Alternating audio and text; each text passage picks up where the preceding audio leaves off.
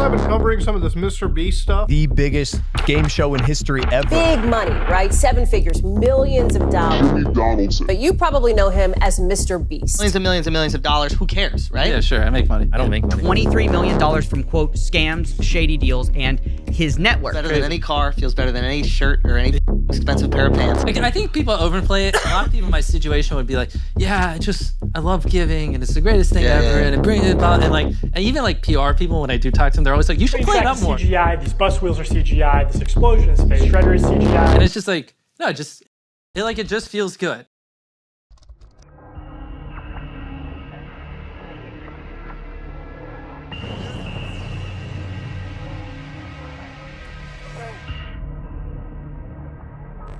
What do you want to be when you grow up? In 2024, the new normal answer that many children give to that question is, I want to be a YouTuber. Now, it's cool if you want to be a YouTuber in high school or middle school. Back then, no one gave a fuck. And much of the reason why is due to the wildly famous and successful YouTubers on the platform. YouTubers who've built empires for themselves and brands that make them out to be superhero-like figures. I'm gonna give away this $300,000 mountain of money to people in need. I am standing on $5 million. 3, 2, 1.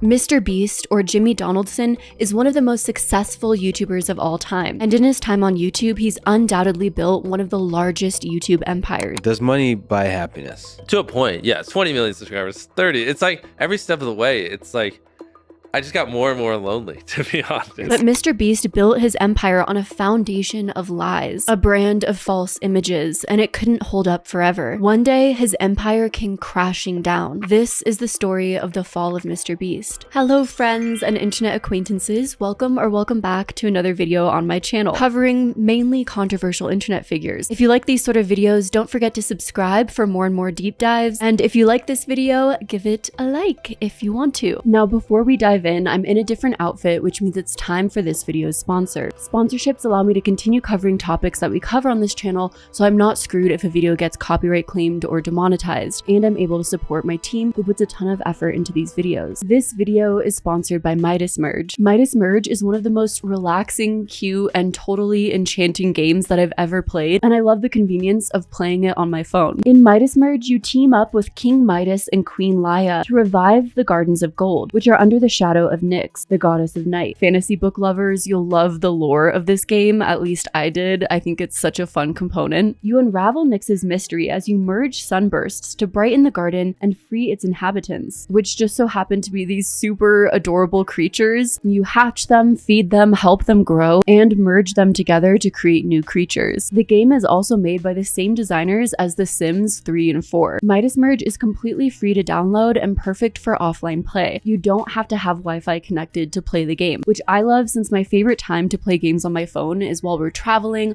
or in long car rides, like visiting family during the holiday seasons. And for December, Midas Merge will feature winter gardens, completely full with the magic of the holidays, which is just so fun and cute. I just love fantasy that has an element of winter in it. From December 5th to December 29th, players can earn seasonal creatures like the adorable reindeer and the rare polar bear. You can unlock festive prize boxes to enhance your main garden and experience all the holiday spirit this season. Find your favorite Midas Merge creature, heal the garden, and meet new friends. Download now to be the first among 100 people to use my link or QR code, and you can gain a personalized winter creature, the super cute reindeer one with my name. Join the adventure and add this adorable friend to your garden. Thank you so much to Midas Merge for sponsoring this video, which helps support the video creation process and give us more room to improve our content. Now let's start off this video by discussing where MrBeast started, his upbringing, as well as how that led to him aspiring to be the most successful YouTuber of all time.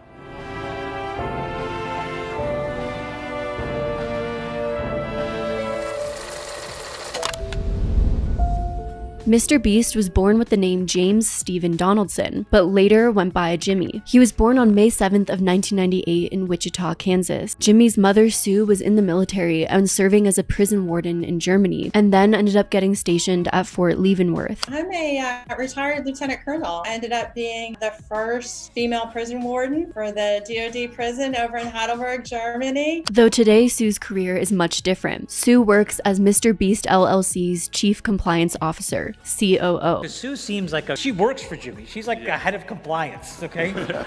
She just makes sure no one steals money. A senior executive responsible for making sure that MrBeast LLC is also aligned with their internal policies and ethical standards. Well, considering what ends up happening later on with the MrBeast company, I'd say oops. She also manages her son's personal affairs, like his banking. Again, oops. He decided that his time was better spent being creative, doing him. He obviously, trusted me to do the other stuff. According to his own statements, he's said, I don't have access to any of my bank accounts. I have a CFO and everything, but my mom is the one who has access to the master bank account. As a child, Jimmy mostly kept to himself, and his mom believes that his introversion is largely due to the fact that they moved around a lot when he was a child. As a military family, Sue claimed, we lived in 3 different locations in the southern US before he was 7. There were no cousins, no aunts, no uncles.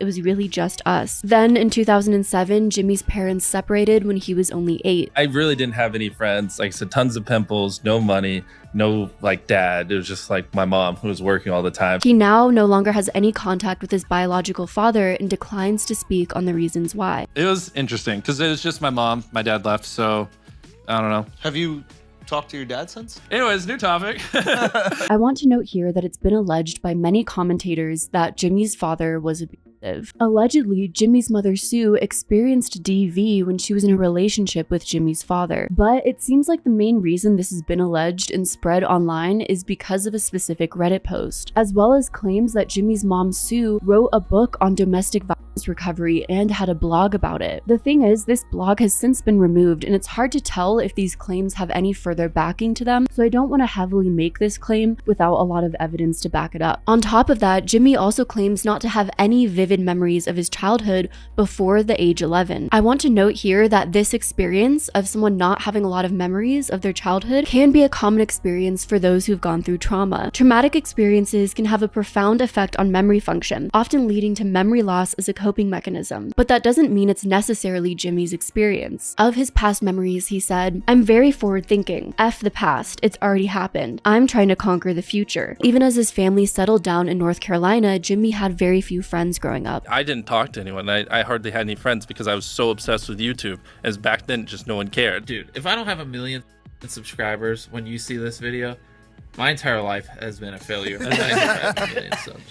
I better have 1 million And I'm just 8,000 subscribers here. 8,000 subscribers. No one talks to me. Everyone tells me I'm too obsessed. Everyone tells me to get a f***ing life. The one word that those who knew Jimmy Donaldson often used to describe him was obsessive, and this quickly transferred onto YouTube when he discovered the platform. There's a 5-year point in my life where I was just relentlessly, unhealthily obsessed with studying virality, studying the YouTube algorithm. I was as awkward as they came. No money, no nothing, and I just basically just obsessed over YouTube. But Jimmy's obsessions sometimes made it hard for him to make friendships. I'm not really good at keeping friends. All my friends revolve around work. He also spends very little time with his family, including his older brother CJ. CJ is a fellow YouTuber who Jimmy describes as being like him but less successful. As a kid, Jimmy enjoyed playing baseball until he was diagnosed with Crohn's disease in his sophomore year of high school. Crohn's disease is an autoimmune disorder characterized by intestinal distress. I got Crohn's when I was 15, so I played baseball nonstop. And then when I got Crohn's, I lost 50 pounds. But then once I got that, which was probably a blessing, I was I don't care anymore. And I just went all in on YouTube. Nowadays, Jimmy has all of his personal meals prepared by a private chef to help with his symptoms of Crohn's disease. Because of Jimmy's Crohn's disease, he also spent more and more time indoors. Being inside with very little to do, he eventually turned his obsession to YouTube content. And after high school, Jimmy made a group of friends who were just as obsessed with YouTube as him. He and his friends did absolutely nothing but just study what makes a successful YouTube video. From learning how to editing, the pacing of the videos, ideas, what's going viral, what's trending, what's hot. Basically what I did was I somehow found these other 4 lunatics, and we basically talked every day for 1,000 days in a row and did nothing but just hyper study what makes a good video, what makes a good thumbnail, what's good pacing, how to go viral. But it seems that Jimmy's had this dream for quite a long time, as his YouTube videos go all the way back to when he was just a child. When Jimmy was only 11, he was uploading videos of himself, usually playing video games like Minecraft and Call of Duty. Hey guys, this is a new mod I found, and I just have fun playing around by myself in this mod. By age 13, Jimmy started a new channel called MrBeast 6000, since MrBeast was already taken. MrBeast 6000.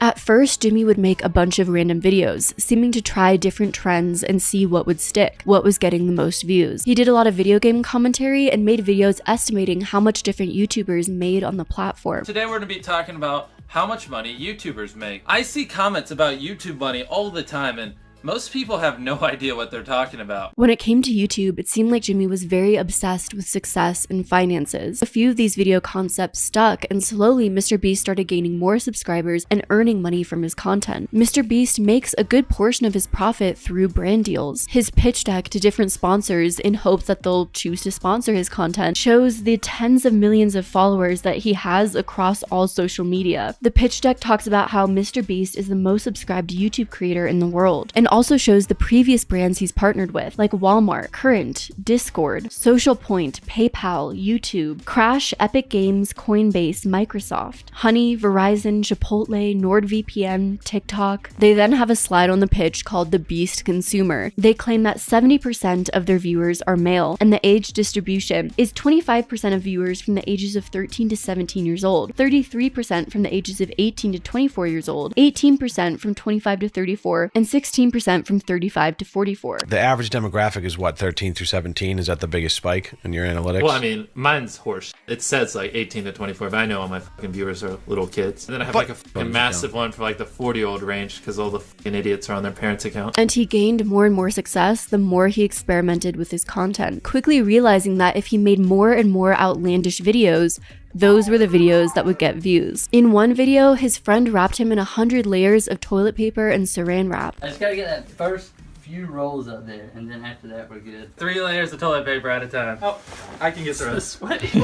In another video, Jimmy counts to 100,000, does nothing but just count to 100,000. 923,901, 23,992. Make sure you like the video, drop a comment. 100,000.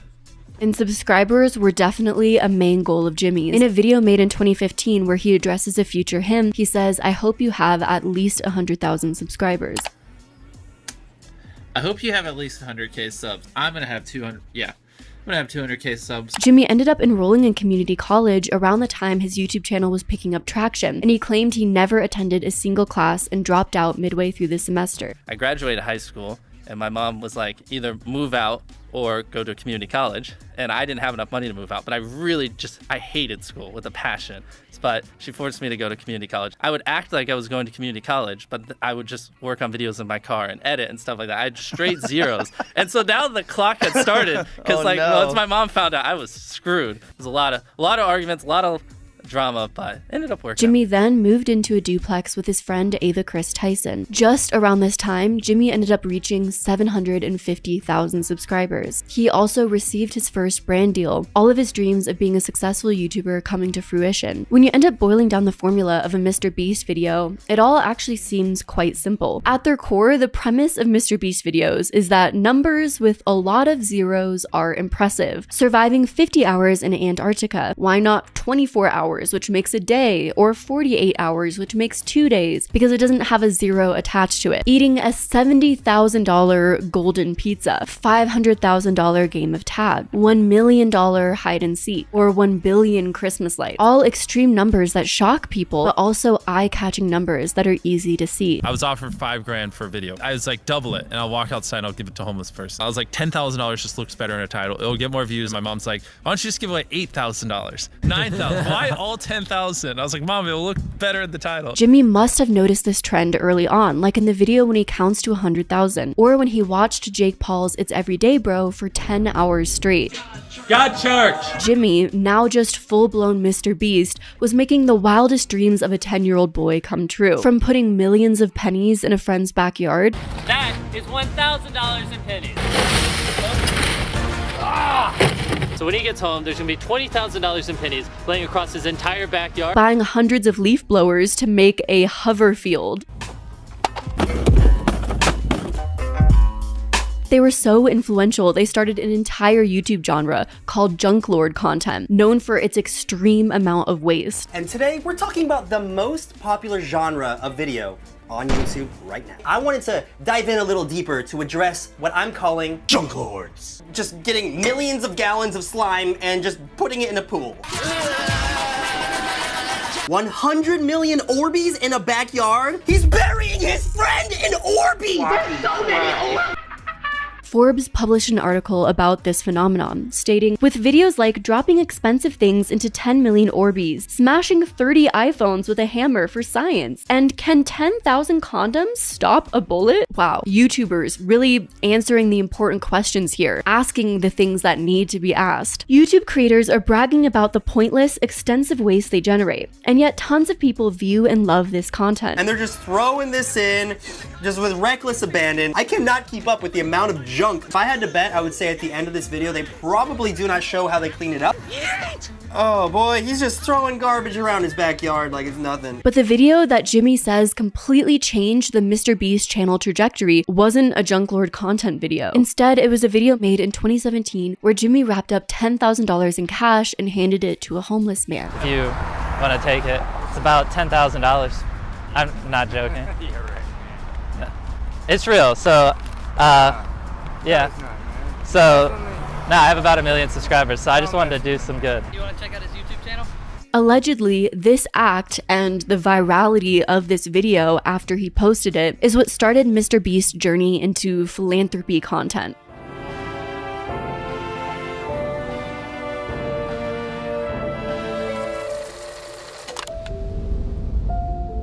Jimmy's philanthropy content became an entire genre on his channel, a genre where he does extreme, maybe even wacky versions of philanthropy. Everything you can fit in this circle, I'll donate to your charity. This is gonna feed so many people. I have thousands and thousands of pounds of food here. And because of these videos' bizarre or extreme premises, they gain lots of views. Jimmy uploaded a video where he gave his mom $100,000 in cash. At first, she refused, but he said if he doesn't give it to her, he doesn't have a viral video. Well, you're going to take it. No, I can't take it. I don't want it. I promise you Quit is not giving you that. Obviously, I know. But if I don't give it to you, I don't have a viral video. So you're using me for views?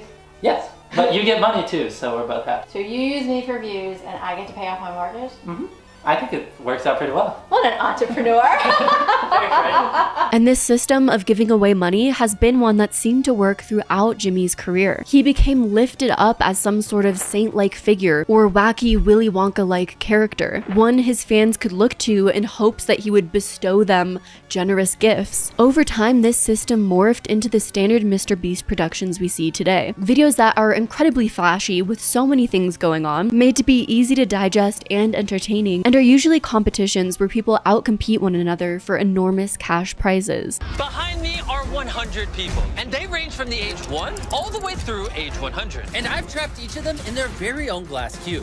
The last one to leave their cube is going to win $500,000. Jimmy also developed a dedicated YouTube channel to just philanthropy. In that channel, he'd often give stuff away with no contest needed, and all of the profits from these videos are allegedly linked to a 501c3 nonprofit organization. We essentially just started a charity and then made a YouTube channel where, you know, whatever we do with the money from the charity, we film it so that it generates revenue on the back end. Other extreme generous videos are like when MrBeast gifts a Lamborghini to an Uber driver. I am going to Uber people, but at the end of the ride, let them keep the car. We literally have a Lamborghini, and I'm going to give it away. You want to watch this video. Or an entire house deeded to an unsuspecting Domino's delivery person.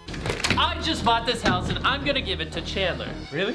No, but I am going to give it to a pizza delivery guy. This whole house is for you. Chad doesn't exist. Yeah. In one video, he offers a deli cashier $100,000 to quit her job on the spot. I'm curious if you would quit your job for $100,000. No, I don't think I would. MrBeast, thanks to you, I can quit my job now. I'm so happy. Because of all of this grandeur generosity, the MrBeast name became an almost mythical figure, someone who can bestow random people enough good fortune to change their life. There's been a lot of widespread debate on whether or not this kind of philanthropy, random extreme acts to people for the purpose of a viral video, is actually beneficial to the common good or well, anyone at all. Sure, those individuals are overjoyed at the time the video is being filmed, but if someone is struggling and you give them a drop of water in a drought, it doesn't necessarily fix the existential issues causing that drought, nor does it help with the larger societal problems at the core of it all. All it does is help you look really, really good. For example, people often cite when Jimmy gives the Uber driver a Lamborghini. This Uber driver now has to pay for taxes on a Lamborghini. They have to pay for upkeep and maintenance on this vehicle. That's very expensive. Even giving the deli cashier $100,000 to quit her job on the spot didn't solve all of her issues. While $100,000 is probably a life-changing amount of money for most of us, it only changes your life if you utilize it in the right ways. That kind of money can actually be a very dangerous thing that can put you into even more financial troubles, which is why so many people who win the lottery end up losing it all. Life is more complicated than a simple MrBeast charity video makes it out to be. The best example of this is when Jimmy gave away $1 million to a subscriber and fellow YouTuber, Mantinice. Mantinice? They both end up doing a follow-up video together where MrBeast has him spend that $1 million within 24 hours. Almost a year ago, Mantinice made a video titled, "Do I Regret Winning $1 Million from MrBeast?" He does clarify that overall he's incredibly grateful for MrBeast, but he does say he has a few regrets. One of his regrets is he wished he had more time to be able to plan out how to spend the money better. We sat down and we planned all this in an hour, and I wish I would have did a couple things differently on the time management side, which I guess I really couldn't help because I had to spend it. I wish I would have had more time, and I wish I would have planned out stuff better. And he said he was gonna help me and we was gonna invest, but yeah, that didn't happen. So an employee from MrBeast does claim that they put him on a monthly salary to give him a passive income. Apparently they just had him on a monthly salary at the MrBeast company. But I think overall this is a good example of how building long-term wealth for a person, or even just financial stability, is very complicated. On top of that, the tone of some of these philanthropy videos can be strange at times. We have 3 million pennies. And we're going to deliver it to my 3 millionth subscriber. According to the paper titled "Good Intent or Just Good Content? Assessing MrBeast's Philanthropy" by Rodri Davies, it's pretty evident that the origin of Beast philanthropy content came from a channel that had made its name off of pranks and giveaways. This is because oftentimes in these videos, acts of generosity are presented as things you do to people, preferably as a total surprise, rather than something that's designed in partnership with them and designed to give them agency. Well, they want me to take this car and they're gonna give me $100 to take this car. Are you serious? Yeah. Yes, ma'am. Do you want 10 grand though? Yes, I would love it. Here you go. Oh, you're crying? We just found out my grandma has stage 1 cancer. I'm sorry. He has no idea. He has no idea. You think he'll cry? I hope might so. cry. I think he's gonna break out into tears. Into the camera? These people they're amazing. This all could be a consequence of what William Davies calls the reaction economy, where the way in which we react to things is now the basic commodity of the internet. It's probably why reaction channels have done so well. People love watching and engaging with that influencer's reaction to things. And it's also probably why prank channels are so popular. Seeing someone's reaction to being pranked, the big reveal. He didn't really react too much. And he just was like, I opened the door and he just started crying. And he was like, I didn't even think this money was real. And he's like, I just took tomorrow off work and I haven't seen my kids in so long because I work every day. Jimmy pulls a lot of those aspects into his content. Not only does he have a very successful reaction channel dedicated to reaction content from him, but most of his videos center around the people included in them and how they react to his power and influence in ways that he bestows gifts and competitions onto them. On top of that, because a genuine reaction is ideal, what exactly is the extent of consent that Jimmy and his team receives from the people in his philanthropy content before he films people? What happens if that person decides they don't like what was filmed? Instead of an act of charity that has no strings attached, MrBeast requires people to participate, to put in some sort of labor, mostly emotional labor, to contribute to a successful viral video. Not even to mention the different videos where MrBeast goes to different countries and tries to change their life, filming people of different cultures and dialects, presenting himself as their white savior. I've been so inspired not just by this organization, but by the people of India, that we have already started looking at a long-term involvement over here. That's wonderful. Every country struggles with poverty, but unfortunately, India has the highest population of orphans in the world. Imagine living in scorching heat with no access to food, water, or electricity while constantly fearing for your safety. This is a saddening reality for the people that live in this remote village. And from now on, the kids will no longer experience darkness at night. We're kicking off this mission in Khayelitsha, South Africa, where we found an orphanage that needs our help immediately, or it faces the chance of getting shut down. Some experts argue that white saviorism, mainly by international development organizations in their fundraising, constitute human rights infringements and need to be taken more seriously. Overall, in MrBeast's philanthropy content, he's essentially filming people who've been dealt a bad hand or are at a low point in their lives. He shines a spotlight on them. It's all there within their reach if they participate in his YouTube video. I'm not saying our healthcare or housing situations are much better. I'm only asking, is the process that MrBeast puts those in need under through his philanthropy content, well, exploitative? It's so funny when they just like Twitter. It's Twitter of all the places where they just make crazy assumptions. Nah, if the camera wasn't there, or MrBeast is evil, and it's like only nice guys or people who want to look nice, they're all evil or whatever like things. It's like, what do you even mean by that? Jimmy's wildly successful empire was built off of flashy philanthropy YouTube content. Invest in these.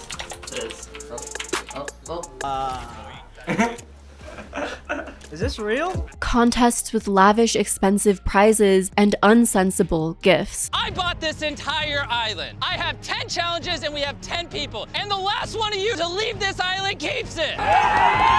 Ethical concerns arise when the act of giving becomes commodified, the purpose being to boost the creator's brand or revenue rather than solely help the beneficiary. Did anyone else see that sign drop? I guess hanging it up with duct tape doesn't work anymore. Essentially, the main issue with this sort of flashy philanthropy content is it creates a massive power imbalance. Jimmy has tons of power and control over the situation by being the heroic benefactor. On top of that, with everything being filmed by his team, edited by his team, with him having the final say in the cut, means he gets to choose the narrative. MrBeast recently responded to the topic of his philanthropy content possibly being exploitative. How do you feel about people who think that your videos unintentionally exploit vulnerable people for entertainment?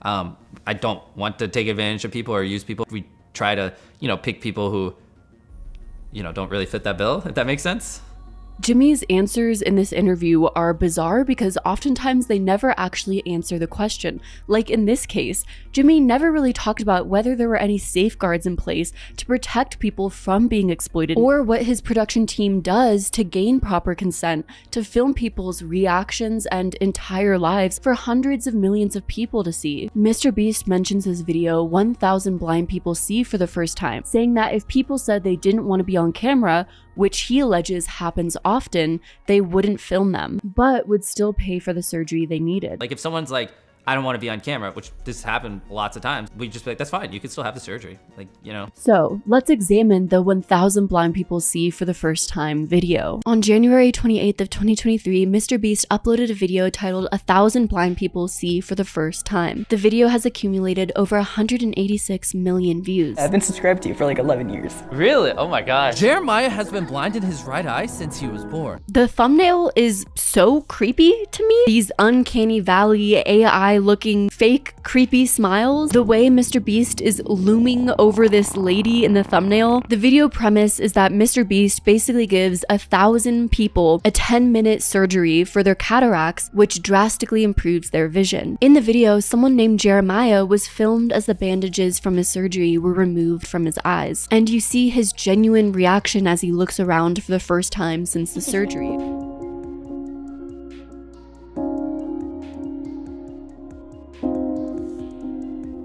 Everything looks so more clear. Yeah. To make this day even more special, since you're about to graduate high school and go to college, we wanted to give you $50,000 to put towards college.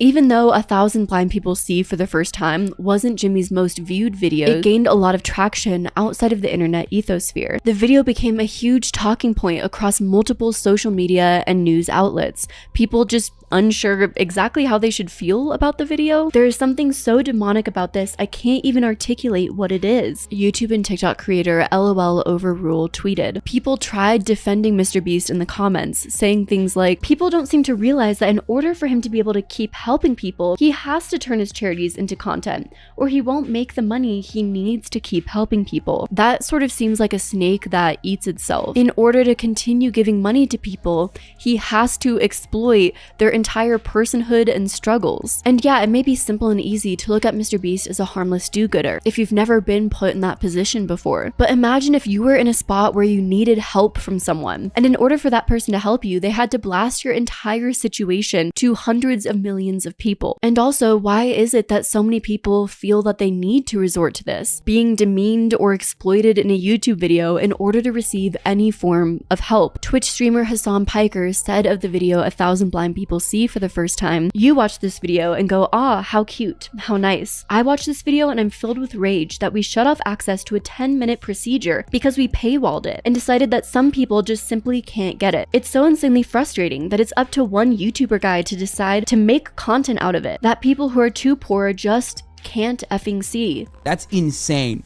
Anyway, sorry. It's just like a deeply, deeply frustrating concept. No, I was more mad about like the guy who couldn't go to work for 4 months because his eyesight is gone. MrBeast also tweeted something that somewhat addressed this situation in sort of as apolitical and neutral of a way as possible. "I don't understand why curable blindness is a thing. Why don't governments step in and help? Even if you're thinking purely from a financial standpoint, it's hard to see how they don't ROI on taxes from people being able to work again." To be fair to Jimmy, he's also worked with a lot of different organizations. In addition to MrBeast philanthropy, he also went viral for launching Team Trees in partnership with Arbor Day Foundation. You guys spammed me to plant 20 million trees on Twitter, Reddit, all over my comment section, so I made it happen. Today, we will be planting 20 million trees. He also then launched Team Seas. This is one of the dirtiest beaches in the entire world, and we're gonna pick up every single piece of trash. But interestingly, Jimmy didn't grow up with much of a passion for philanthropy or much exposure to it. His mother said Jimmy never participated in volunteer activities or even church community service. Jimmy doesn't even claim to have a deep emotional attachment to the causes that he posts about. I think people overplay it. A lot of people in my situation would be like,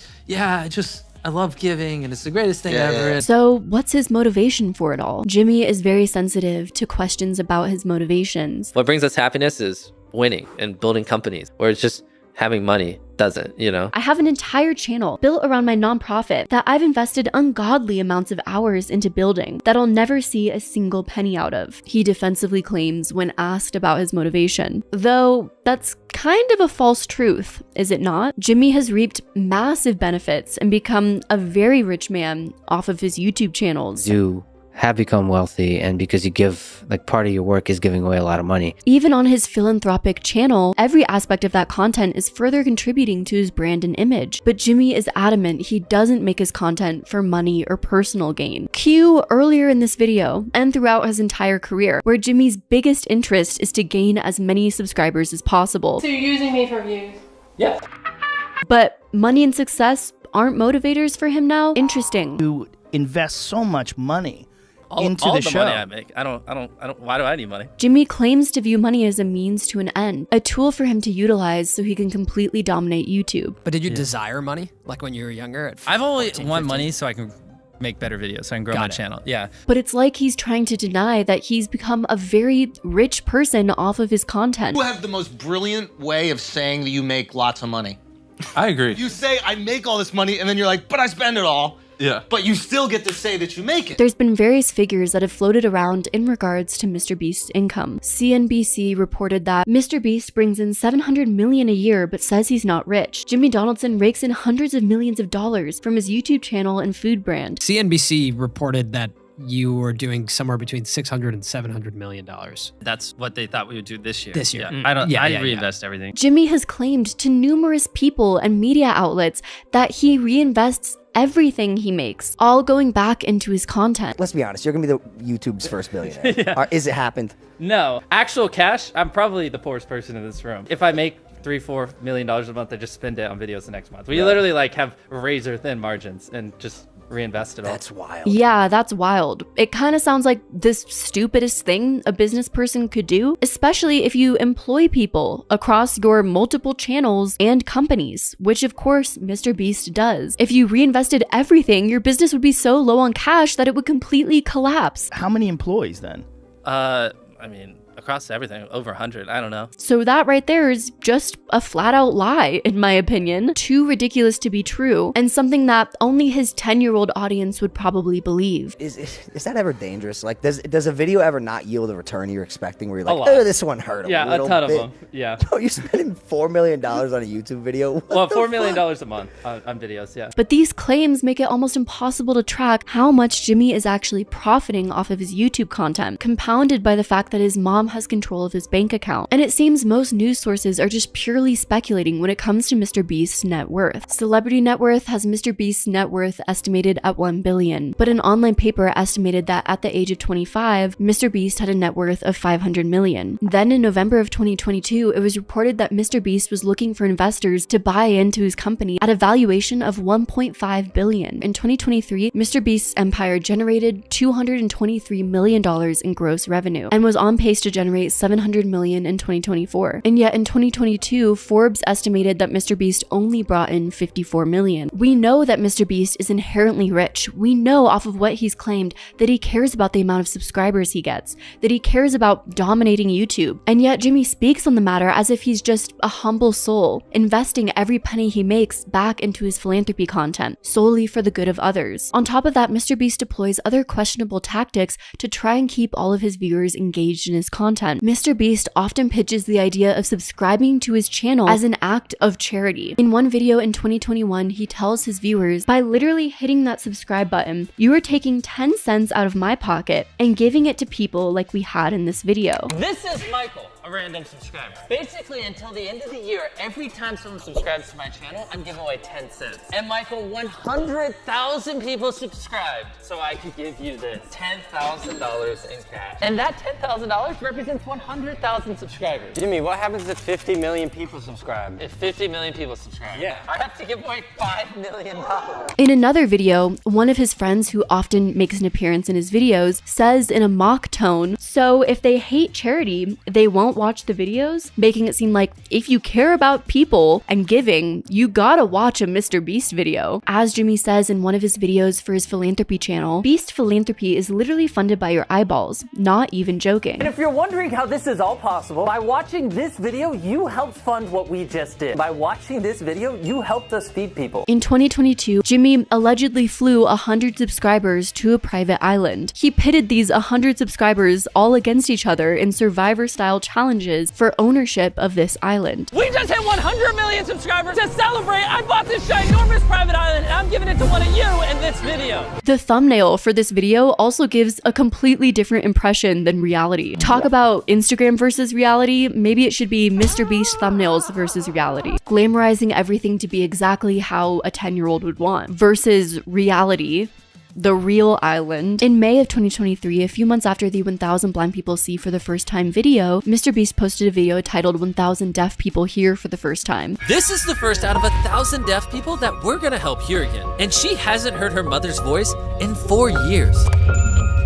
Can you hear? I love you. The system for these videos can essentially be boiled down to inspiration. Inspiration is a term used to describe the portrayal of people with disabilities as objects of inspiration for non-disabled people. The term was coined by late disability rights activist Stella Young. The concept critiques how these portrayals can reduce individuals with disabilities to one-dimensional figures whose sole purpose is to inspire others. So in this case, we're objectifying disabled people for the benefit of non-disabled people, so that we can look at them and think, well, however bad my life is, it could be worse. I could be that person. And it is objectifying. These images objectify disabled people for the benefit of non-disabled people. You know, they are there so that you can look at them and think that things aren't so bad for you, to put your worries into perspective. Through doing this type of content, deploying these types of tactics, MrBeast just learned how to make more and more money for himself, put himself on a higher pedestal, and then sell all of that in a pitch to potential sponsorships. But no, money is not a main motivator of his. Jimmy, please. In 2023, YouTuber Jacksepticeye criticized MrBeast for ruining YouTube, saying that the culture of YouTube has now become more about views, money, and popularity than about having fun. If MrBeast had fun doing these videos, they'd be longer. We'd see the fun. At the time, plenty of MrBeast fans defended him, but Jacksepticeye's comments are aging pretty well. MrBeast essentially created an extremely profitable system on YouTube, mainly through engaging his audience, making them feel involved with the content, and also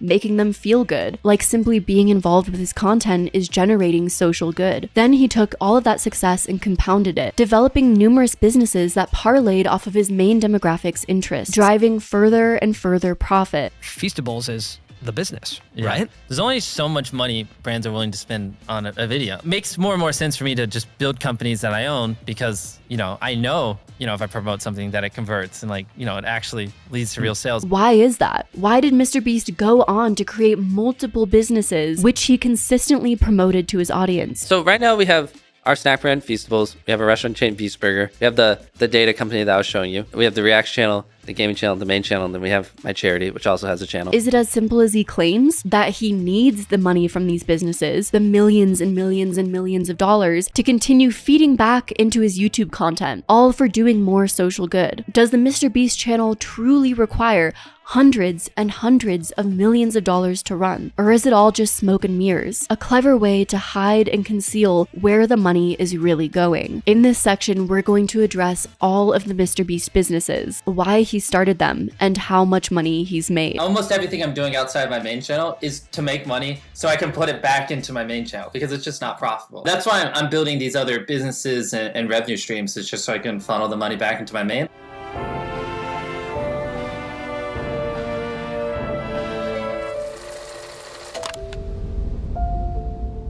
Towards the end of 2020, Jimmy launched a virtual fast food brand called MrBeast Burgers. MrBeast, whose real name is Jimmy Donaldson, has more than 100 million subscribers, and now he's got a burger joint. We're now open!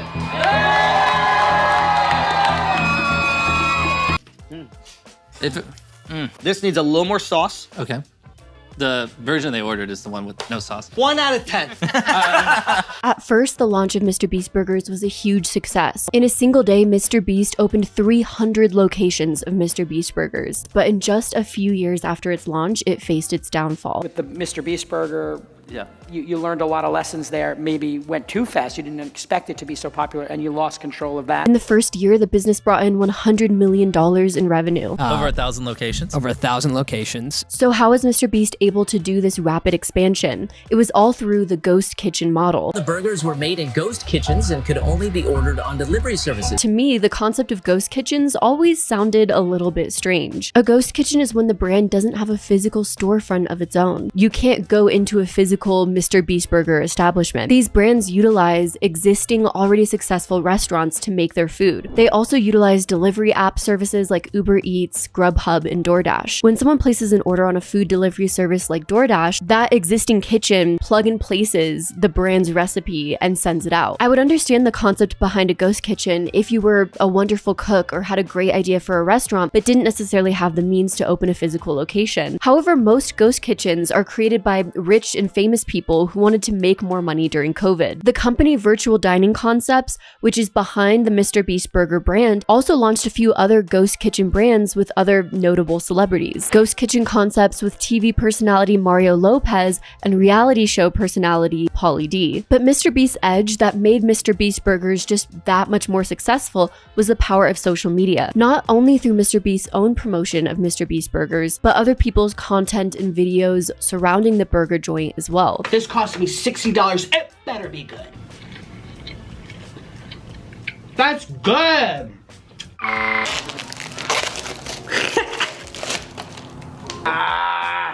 Which one was your favorite? The crisp burger was good. It had so much potential, just needed a bit of sauce. You went for this. Just cheese and bread, really. Jimmy also often put MrBeast Burger logos in his thumbnails. This essentially was like a virtual billboard, advertising MrBeast Burgers to hundreds of millions of people, literally. He also talked frequently about the product, promoting it to his audience and tying himself with the brand.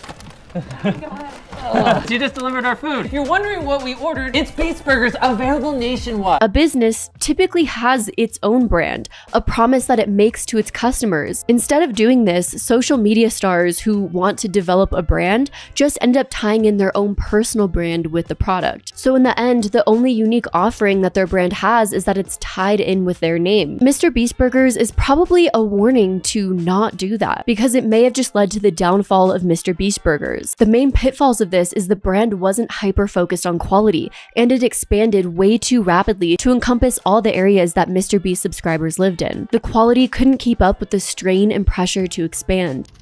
I have to say, for a beef-style burger, it's just okay. You know, nothing really stands out for me. No beefy-licious essence. You know, I feel like they didn't season the beef patties at all. It was very plain, very neutral, very boring. To be honest, it kind of has an interesting smell, almost like a cheap grocery store smell. So, quality control issues emerged really quickly. Some customers received raw burgers, and other customers found their burgers burnt. He said that is the Beast Burger.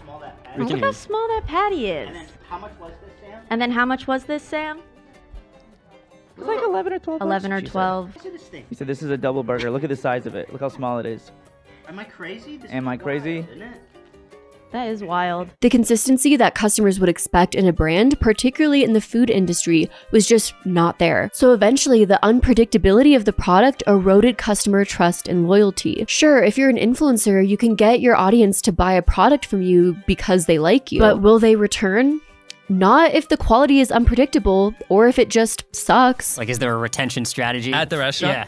Well, hopefully it's just the food's amazing. You know what I mean? Now, these are the Beast fries. It looks like they just slapped a piece of Kraft cheese on there. Yeah, everything here is like basically about 10 bucks for each item, and everything's not really worth it. Food's amazing. So with MrBeast Burgers, there was a rapid decline in overall customer satisfaction, and there were less and less repeat customers. The decline in MrBeast Burgers got even worse when Jimmy's partnership with Virtual Dining Concepts went south. In July of 2023, MrBeast filed a lawsuit against Virtual Dining Concepts. The reason being that the poor food quality from MrBeast Burgers was damaging his reputation. Then Virtual Dining Concepts countersued. They accused Jimmy of breaching their contract and interfering with business operations. Virtual Dining Concepts claimed in the lawsuit that Jimmy Donaldson used bullying tactics in order to escape from his existing contractual obligations without sensible reasoning. They also said that he elevated greed over his word and the truth. In a now deleted tweet, MrBeast said that quality control issues with MrBeast Burgers was hurting his image, but that shutting the business down entirely was out of his hands. The company I partnered with won't let me stop, even though it's terrible for my brand. MrBeast Burger, you kind of loaned your name Yeah. to it, and it didn't have the same quality control. Yeah. Well, that one I can't talk about, but Oh, yeah. okay, no problem. I was wondering. Yeah. It seems like overall, MrBeast Burger is floundering and reached a stagnation, especially as the multiple lawsuits, which themselves admit to the poor quality of the product, are pending. 2 years after launching MrBeast Burgers, Jimmy launched Feastables, a snack company, in 2022. The first product that Feastables launched were chocolate bars. Buy Feastables. Hey, so I can afford my videos right now. I don't make money. What do 10-year-olds love? Candy bars. So why don't we give them more of what they love, but with the MrBeast brand, image, and name behind it? Feastables chocolate bars also claim to be a healthier alternative to other chocolate bars on the market, with simple ingredients like organic cocoa and cane sugar. It's supposed to be a more natural alternative to traditional candy bars. Try to just take categories and make healthier products than what's out there. But also a much, much worse tasting one, as someone who tried a Feastables bar once. Other food critics and content creators have also tried the chocolate bar and have been seemingly underwhelmed. I got all the Feastable chocolates. Let's try them and rank them 1 to 6. I'm gonna be completely honest, totally not biased, because if it sells more, I make more money. I'm gonna be honest, and I hope Jimmy is sitting next to me and not getting his feelings hurt. Let's do it. It's a little too sweet. I'll live with that. It's not bad. It is a lot sweeter than what I would like, though. All right, here, I got it, here. All right, this is our Crunch Bar. Okay. This is the one you believe in? Yes. It's not crazy, Jimmy. No? You don't like Crunch Bars? I do like Crunch Bars, but again, it is. I agree. I agree. You know, you are so right. I'm gonna slam this chair. Hershey's sucks. Can I flip the table to end it? Do whatever you go down there. During its inception, the brand Feastables raised $5 million at a valuation of $50 million from investors. People who never would have bought chocolate in Walmart are walking to the chocolate aisle specifically to buy Feastables. You're creating a new market. Exactly. Yeah. I'm bringing new customers to the aisle. It's just like dumb not to have me there. It's like, you know, literally incompetence not to put our bar there. The CEO for Feastables, Jimmy Murray, different Jimmy, claimed that when first starting out Feastables, MrBeast was fascinated with studying the metrics behind the product. We've been texting frequently, talking about high-level strategy of the business and looking at different designs. But again, I don't make money. Money isn't the sole focus of Jimmy's. When it is in the videos, which is now almost every video, right? Yeah. It doesn't feel like a brand deal. Of course. You know, but there's still set up moments, like in the boat video, in the yacht video. There's like a moment, a Feastables moment. Part of Jimmy's, or the Jimmy's, business plan was further gamifying the chocolate bar, just like most of MrBeast's businesses, meaning that he turned participating in his business and brand, being a customer buying product, into a sort of game, like how a casino draws in a gambler, or a lottery, because each candy bar that a customer would buy would come with a code on the wrapper, which customers could type into the Feastables website, and some of them would win prizes. The back of this bar, you peel this sticker and it gives you this code. I went to their website and it made you go through this whole process of consenting your information and your birth date, and you put the price code in. You get to spin the wheel.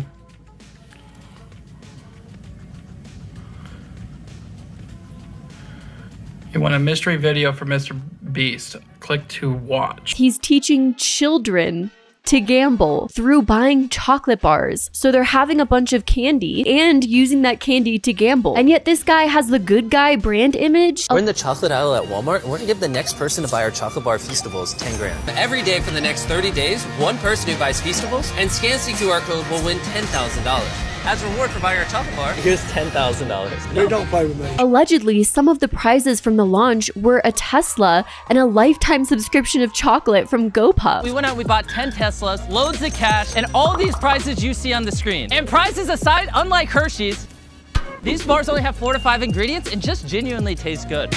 Go to Feastables.com right now and order some chocolate. Definitely things children need, and one of the ultimate prizes that you could win by buying a Feastables chocolate bar was the chance to participate in a MrBeast challenge, filmed and posted on YouTube. The ultimate prize being ownership of a physical chocolate factory that he built in his home state. One of these 10 people is gonna walk away with this chocolate factory. These 10 contestants are all here because they found a golden ticket when they bought one of our Feastable bars. Because that's what every kid needs. A chocolate factory. That's gonna solve all their problems. MrBeast really getting down into the nitty-gritty of what kids need. He's just a charitable guy and clearly doing all of this to help the world, because the world needs more chocolate factories. Jimmy Murray said about purchasing a Feastables bar, every time you engage with Feastables, it's like a ticket to the spectacle, a ticket to the experience. Lottery ticket? In the first 72 hours of Feastables launch, Jimmy sold more than 1 million chocolate bars. So this strategy clearly worked pretty well on his core audience. Jimmy's chocolate factory video was released a few months later, featured Gordon Ramsay. Gordon Ramsay, how's it going, man? But in all seriousness, why would anyone want a chocolate factory? What would anyone do with this? Start a competing chocolate brand to Jimmy's off of the factory he gave them? That would be funny. I would want to see that. All the candy's going bad. There's probably a million flies in there. Will you buy this off of me? Yes. For $500,000? Of course, right here. Jimmy really went from providing people life-changing surgeries that their insurance wasn't paying for to handing them a chocolate factory to promote his new chocolate company. This is our chocolate bars that you can order online. Feastable bars, milk chocolate. A little too sweet.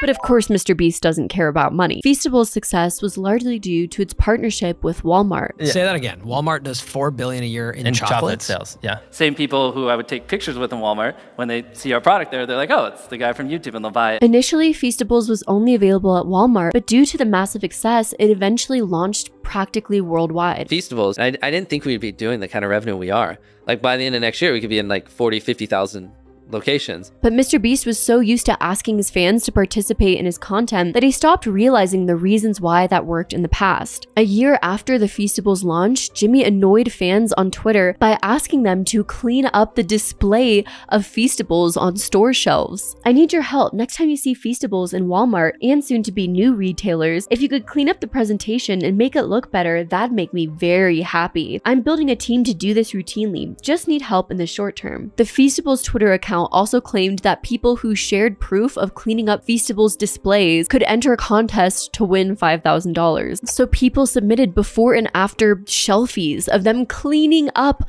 MrBeast's display for him. Subsequently, Jimmy was criticized for exploiting his fan base for unpaid labor. Probably child unpaid labor. What a charitable guy. But no, MrBeast doesn't care about money. Because Jimmy took advantage of free labor when he could, you can start to see how he ended up being accused of poor labor practices by his own employees later on. Feastables seemed to be the most successful and long-lasting business venture of MrBeast. Eventually, he tried to emulate this model, creating more food products aimed at a child demographic, trying to be the more healthier option of already popular children's food items, with the face of children's favorite YouTube creator plastered all over it. This year, 2024, just a few months ago, Jimmy announced a new partnership, a joint venture, with fellow YouTube creators Logan Paul and KSI. This new venture was called Lunchly, an alternative to Lunchables, and were virtually just pre-packaged meal kits marketed to children. Perhaps you are familiar with this product. We came together to create a Lunchables competitor featuring the fastest growing hydration beverage ever and the fastest growing candy ever. We'd like to introduce you to Lunchly. Lunchables is a well-known food brand marketed as a quick and easy on-the-go lunch option for children, but they've faced criticism for their nutritional content containing high sodium and processed foods. So Jimmy, KSI, and Logan Paul swooped in and marketed Lunchly as a healthier alternative to Lunchables. Each box includes Prime and Feastables, further promoting all influencers involved respective companies, along with 3 varieties of food. I think you're not going to catch me eating one of them, but their meals have turkey with cheese and crackers and pizza with nachos and salsa. I also find it really interesting that MrBeast chose to partner with KSI and Logan Paul. Jimmy immediately aligned himself with KSI and Logan Paul to produce Lunchlys, 2 influencers who are constantly tied up in controversy. For a purpose of creating a business aimed at making a profit? Interesting. When Lunchly was announced, it seemed that these YouTubers' intentions were really transparent, and a lot of people expressed their dissent. In response to all the backlash, MrBeast wrote, "Lunchables sells hundreds of millions of units and countless people eat it. Jimmy, not for profit, focusing on sales and numbers yet again. Our goal is to give people a better for you alternative. Our turkey meal, for example, is 80 less calories, 60% less sugar, and more electrolytes. We use real cheese, they use cheese product. We use higher quality meat, etc." Our pizza uses real cheese. Theirs, as it says on their box, is mozzarella pasteurized prepared cheese product. They can't even call it real cheese. Though, is the product really focused on the health of children if it's only slightly better than Lunchables? Or is it a strategic play? Play something almost identical to the already popular Lunchables product, except for this product has children's favorite YouTubers involved with it. The parents see that Lunchly is a slightly healthier option. What do you think they choose? Also, 30 less calories, 3 less grams of fat, and 8 less grams of sugar. Turkey stack 'em! 310 calories. 230 calories. 21 grams of sugar. Only 7 grams of sugar. Dan TDM, a prominent Minecraft YouTuber who has a mainly child audience, spoke out against Lunchly. "What happened to YouTubers, man? I can't not say anything anymore. This is selling stuff for the sake of making money. Simple. How does this benefit their fans? This is selling crap to kids who don't know better than to trust the people who are selling it to them. Do better." The creators involved with Lunchly all responded to Dan. KSI wrote, "Some dumbass YouTuber said this exact same thing to me the other day. Rather than complaining, crying, and trying to cancel a YouTuber for creating a product, here's an idea. If you don't like a product, just don't buy it. Simple." People just hate us. People just hate us. People hate Logan Paul, okay? They hate MrBeast. And they hate me on Twitter, okay? When it comes to Twitter, Twitter is just a cesspool of the most depressed people on this earth. Logan replied to Dan's post saying, "I'll tell you what happened to YouTubers. We spent our lives creating content and building our brands. Now we want to build businesses. You don't say anything when Lunchables faces bans for allegedly containing lead. But when we create a better version, you're upset? Then don't eat it." What Logan states feels like a red herring because it's just a complete distraction from the argument Dan is making. packaging. Dan also isn't complaining about the brand because he wants to or doesn't want to eat it. He's upset with the very clear intentions of the brand, which is just to push out an uninnovative product and shill it towards children. Logan Paul was also criticized and seen as a huge hypocrite because Prime is currently the subject of lawsuits after numerous flavors of Prime were found to contain lead and other forever chemicals. On top of that, Lunchly, according to reports, is not as nutritious as MrBeast, KSI, and Logan Paul claim it is. Dr. Mike, a family medicine physician who creates content on YouTube, reviewed the Lunchly product. It's been known, especially by experts, that while these kits are fun and tasty, their nutritional value is just not good. And because they fall into the category of ultra-processed foods, they aren't healthy to consume often, period. 23% of Lunchly's calories came from saturated fat, and 10.4% came from added sugars. And the turkey meal is only 230 calories, not nearly enough for children to have during lunch. Knowing all that, is it fair to say that Lunchly is healthier? I guess one can say yes, but honestly, probably more so as a marketing tactic. The announcement video for Lunchly also over-sensationalized the difference between Lunchly and Lunchables. Fiesta Nachos. 22 grams of sugar. 10 grams of sugar. 7 grams of protein. 9 grams of protein. Come in close and look at the queso cheese in Lunchly versus whatever that is. Drip versus stick. I like my cheese drippy, bro. In one video, Logan Paul ate a Lunchable, spat it out, then commented on how bad Lunchables tasted compared to Lunchly. All right, we'll start off with the Lunchables. Bro, I'm sorry, that's trash. I didn't even know this was an acceptable form of advertising, so consistently bringing up another name brand and saying that your product is better. It feels kind of lazy and just genuinely points out how Lunchly doesn't bring anything new and unique to the table. So MrBeast, KSI, and Logan Paul have to compare it to Lunchables to sell it, instead of just letting it stand on its own as a business. YouTuber and streamer Asmongold both taste tested Lunchables and Lunchly nachos on a stream, and he said they basically just tasted the same. If you prefer Prime, it's going to be Lunchly. If you prefer Capri Sun, then it's going to be Lunchables. Guys, I feel like this is so anticlimactic. They're basically the same thing. They look different, but they basically taste the exact same. Lunchly products are marketed as containing real cheese, as opposed to Lunchables, which has a cheese product. And that would all be fine and dandy if their real cheese didn't come with some major complications. Rosanna Pansino exposed a major problem with the Lunchly product when she tried to review it on video. She attempted to compare Lunchly to Lunchables, only to open the product and find mold. And we just got this one. This was fresh from the store this morning. And there is a ton of mold in there. I honestly wasn't expecting that. I have a fork and I'm just going to dig into it just to see. Oh yeah, okay.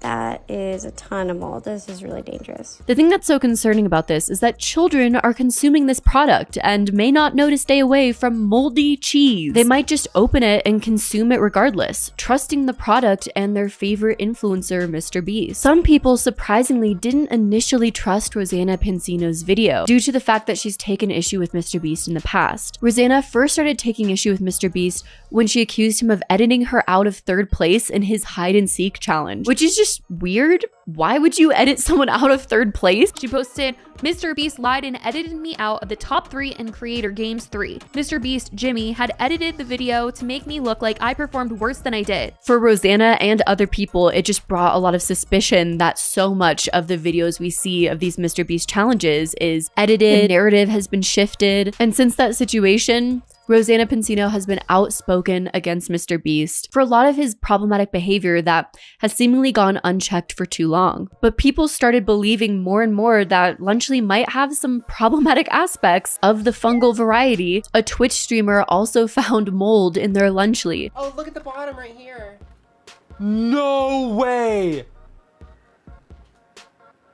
What? No, chat, there's actually mold. That's 100% mold. I'm so sorry. Oh no, do you see it right there? Do you see it? Sealed and it's molded. What is this? I'm not lying, dude. Don't open it yet, don't open it yet. That is 100% mold. No way, dude. and more people recorded opening up their Lunchleys to find mold inside. An upset parent just posted these pictures that they took the Lunchly home and it was full of mold and it had a terrible smell. In a statement to the Daily Mail about this issue, Lunchly said, "All Lunchly products go through a stringent review process to ensure the quality and safety of its products. That process consists of multiple inspections and approvals, including that of the USDA, before any product can even leave the manufacturing facility." Initially, only KSI and Logan Paul responded to the controversy, speaking of it on a podcast, laughing it off, and then claiming that the haters just use them for clicks. Yeah, like I like my cheese moldy, bro. Yo, going at you guys or at Beast, you could get so many likes. You could be showered in likes. It is a guaranteed way to get a load of it. Yeah. Even Lunchly now. Lunchly's in. Like, man, you want to say something and get some likes? Yeah. Just tweet about Lunchly. I'm so sick and tired of that lame ass excuse whenever an influencer gets into controversy. It's just they're haters. Not only does it feel incredibly self-centered to take people's criticisms of you and instantly brush it off as they're just flawed, they're haters, I'm perfect. In a way, I wish I had just a semblance of that self-confidence and self-belief, because they clearly believe they're untouchable, they're perfect. So if anyone doesn't like what they're doing, that's just a hater. A lot of the people who found mold in Lunchleys bought the product first. And if there was no mold in the product, they probably would have been happy with it, and you guys probably would have gained a customer. Lunchly, up. There's clearly mold in some of the Lunchly products. MrBeast recently also responded to the mold in Lunchly claims and continued spreading the narrative that they quality check, that there shouldn't be any mold, seemingly operating on a different realm of reality than what people are experiencing. The mold thing, here's the thing. Every single Lunchly with cheese meat is USDA inspected. There is no mold when it leaves our factory. There are variables that we just can't control. And that's why every single product in that section, Google today put mold behind it. It just occasionally happens. It feels like MrBeast isn't denying that mold has been found in Lunchleys. He's just trying to say, hey, don't blame us. It's not my fault. This stuff happens all the time. So it'll be interesting to see the success of Lunchly with such a disastrous start. But not to worry, MrBeast has other businesses as backups in case Lunchly fails. He recently launched a children's toy product, maybe learning his lesson to not do any more food products since they're constantly having quality issues, but still making a product geared towards a child demographic. I'm gonna show you my new MrBeast Lab mutators. MrBeast Lab mutators, each sold separately. MrBeast started a toy line along with Moose Toys called MrBeast Labs. Launch my brand new toy line, MrBeast Labs, and then have a fellow scientist shake it. This bad boy is 6.5 inches tall. And MrBeast heavily promoted these toys in a ton of his new content. Hey, future Jimmy here, and I'm gonna tell you about my brand new toy line, MrBeast Labs Swarm. You kind of wonder if the children watching MrBeast content differentiated when he talked about his toy line as an advertisement placement, because a lot of these advertisements were made to look like real and engaging videos. And to demonstrate the product, I made this giant life-size version of the Swarms tube. Then you pour out the water, do the honors, Joel. And out of the water will be revealed which two swarms you got. There are a ton of these little test tube beasts that they're selling, and honestly, I do not understand the difference between them all. I'm clearly not the target audience, but according to the website, in season 1 of MrBeast Lab Mutators, there are 4 unique mutators to collect. Though the toy line is just starting out, it quickly followed the standard MrBeast business model that we know at this point. It expanded very quickly, selling in a ton of different stores, Walmart, of course. You can even buy these toys in Amazon, and aggressively targeting children with the advertisements across MrBeast videos and also on networks like Paramount Plus, where I ended up seeing the advertisement. So that basically all of Jimmy's customer demographic has access to these toys. I can definitely see what a lot of people are starting to complain about, where MrBeast is trying to completely infiltrate the child mind, whether it's treats, food, or toys. Jimmy has made a conservative effort to be the primary product selling in all of these categories. MrBeast has profited immensely from all of his product-based businesses, mainly marketed to children. But no, he doesn't care about money. It also feels like selling to children is the equivalent of taking candy from a baby. It's one of the easiest demographics to sell to. He then took all that money he made off of children buying his products and invested it into crypto scams. Rosanna Pansino released an expose video accusing Jimmy of participating in illegal activity. Jimmy is seen with a group of people while allegedly playing Bust-A-Bit. Bust-A-Bit is a Bitcoin gambling platform that is illegal for US residents. Holy shit, that's probably the stupidest. What you can see in the reflection of these large windows at night is the Bust-A-Bit website. This video is only a couple years old, so it shows that he is continuing to do this behavior. Rosanna also claimed that multiple people have told her that Jimmy pressures his friends and employees to gamble. With all of that, I am inclined to believe all of the stories that I've been hearing about him pressuring his own employees to gamble. Rosanna, alongside a former MrBeast employee who we'll discuss in length later in this video, named Dawson, claimed that Jimmy also heavily participated in crypto pump and dump schemes. In the video, Dawson showed Jimmy's crypto account. He had invested in this company called Refinable. It seems like he allowed this company to use his likeness. That's him on the banner, isn't it? On the... Yeah, that's definitely him. He was certainly letting them use his brand to promote this cryptocurrency. I do have his crypto account, and it did receive $560,000 in Refinable token. And soon after this snowballed into serious allegations of Jimmy's crypto dealings. The main claim being that Jimmy allowed companies to use his likeness to promote their cryptocurrencies. This increased said cryptocurrency's value on the market, and then once the cryptocurrency reached its height, organizers sold their holdings to make a substantial profit. A couple months later, he did invest in another project called XCAD with KSI. Checked this crypto account, and once again, 2 months after receiving $277,000 in XCAD, he sold it all.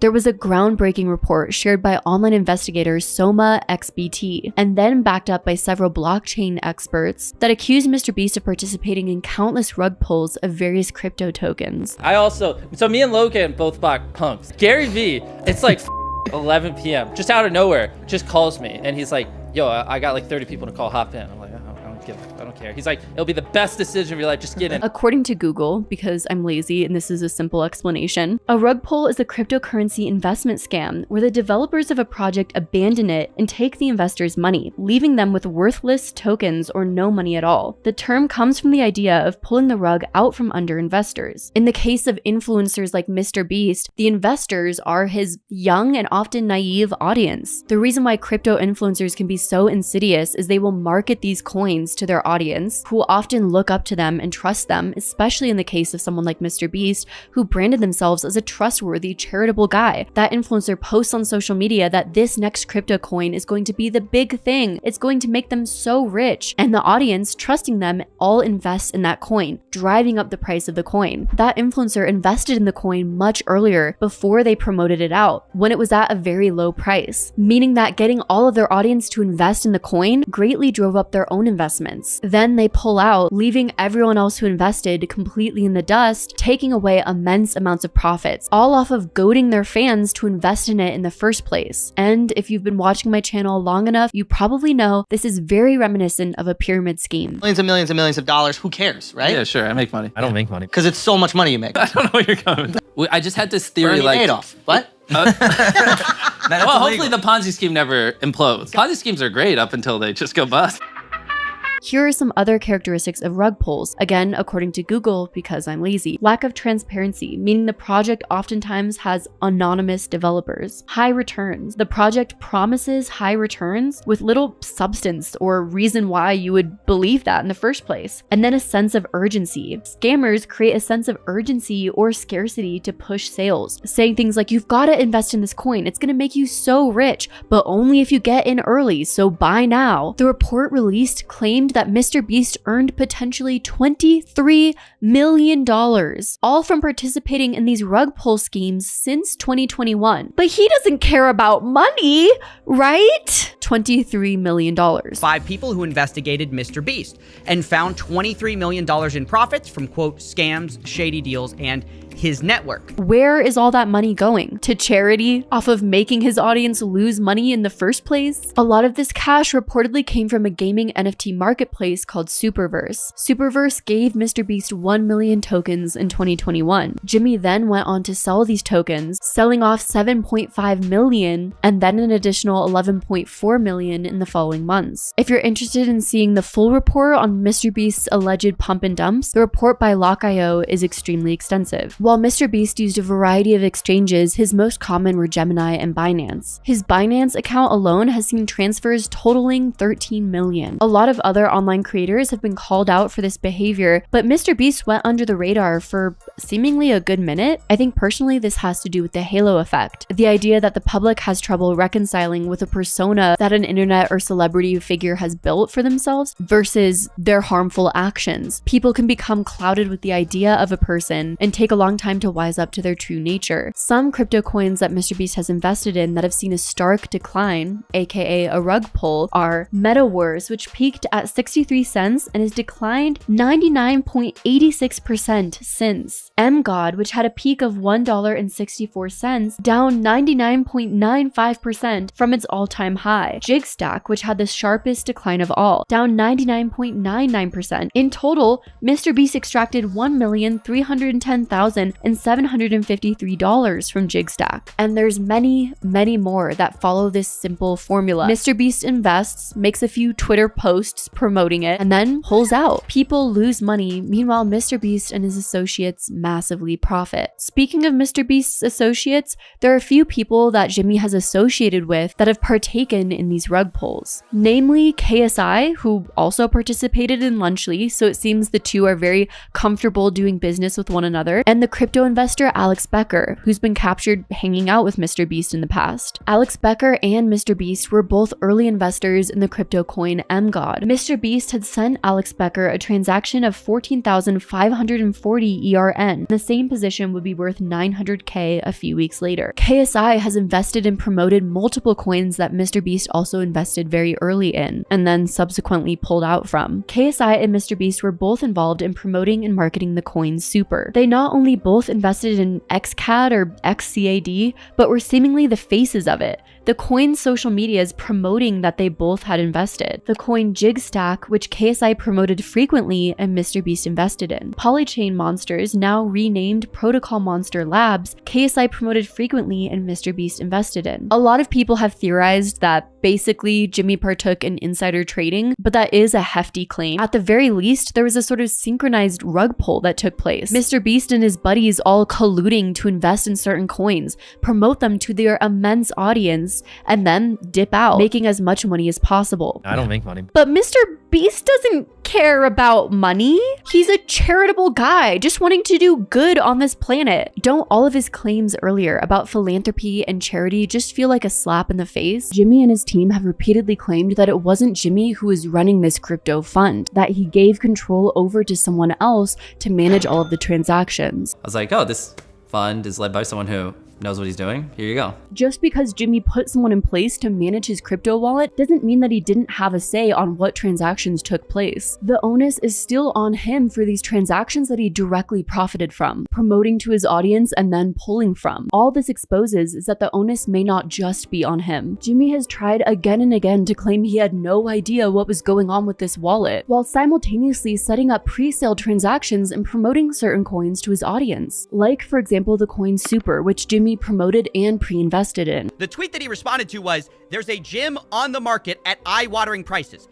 No coin is mentioned. So they're basically saying, like, there's this incredible play you could make on the market. And Jimmy's response to the guy he got in the pre-sale with is Super, and he doesn't disclose, one, that he set up a pre-sale and he's like in before anyone else, right? Millions of dollars, he's in.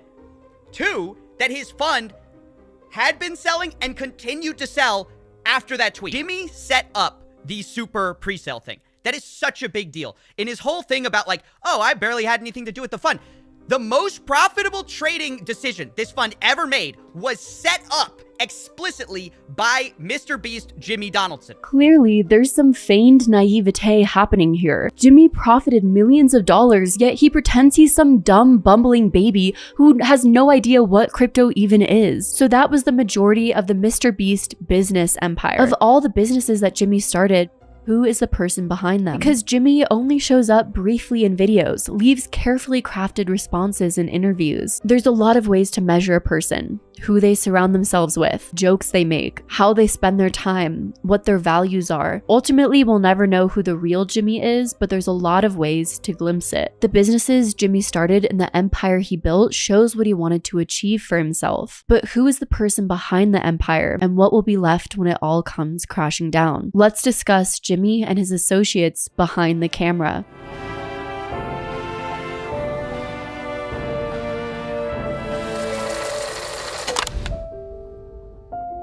Jimmy's MrBeast brand wasn't always so carefully crafted and perfectly polished. Back in 2018, The Atlantic reported that Jimmy had used homophobic slurs. Jimmy responded to a tweet saying, "I don't have a printer, F slur." In 2017, he replied to someone on Twitter saying, "STFU, F slur." In a now private video titled "Giving $10,000 to comments on this video," Jimmy wears a shirt that says, "I'm not gay, but $20 is $20. In another video, he's standing in front of a pink post-it note that says "gay" with an arrow pointing towards him. I mean, maybe that's Jimmy's way of coming out. At the time the Atlantic article was published, the MrBeast Twitter bio read, "Just because I'm gay doesn't mean I'm gay." It's such childish humor. Of course it's offensive, but it's also just childish and not funny, to the point that it's kind of embarrassing. QQ, shut the f up, you stupid f.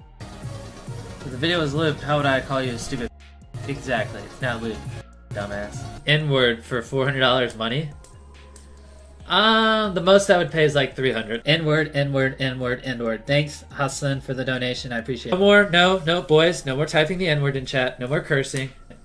Selling 10 for $69 each. That's a steep price. I don't think you're going to get any sales. I'm kidding. The Atlantic contacted Jimmy to give him an opportunity to put his statements in some sort of context or provide some sort of apology or explanation, but he showed no regret and no remorse. "I'm not offensive towards anyone. I'm not offensive in the slightest bit in anything I do. I'm just going to ignore it. I don't think anyone cares about this stuff. I didn't know that Jimmy Donaldson spoke on behalf of the entire LGBTQ community, but go off, I guess, King." He then asked The Atlantic if they could simply run a positive article about him, not including his use of slurs. Was he used to people complying with that request? Minutes after the call ended, Jimmy then deleted all tweets using the F slur on his Twitter account. Another clip surfaced of MrBeast on the Hot Wet Soup podcast. One of the hosts talks about Bad Baby. MrBeast says, "Let's be real, you wouldn't put your D word in her?" And then the host points out that Bad Baby was 14 years old at the time. And he did say that he enjoys the Catch Me Outside girl and thinks she's funny, so let's just... So that just shows what... Let's be real, you wouldn't put your in her?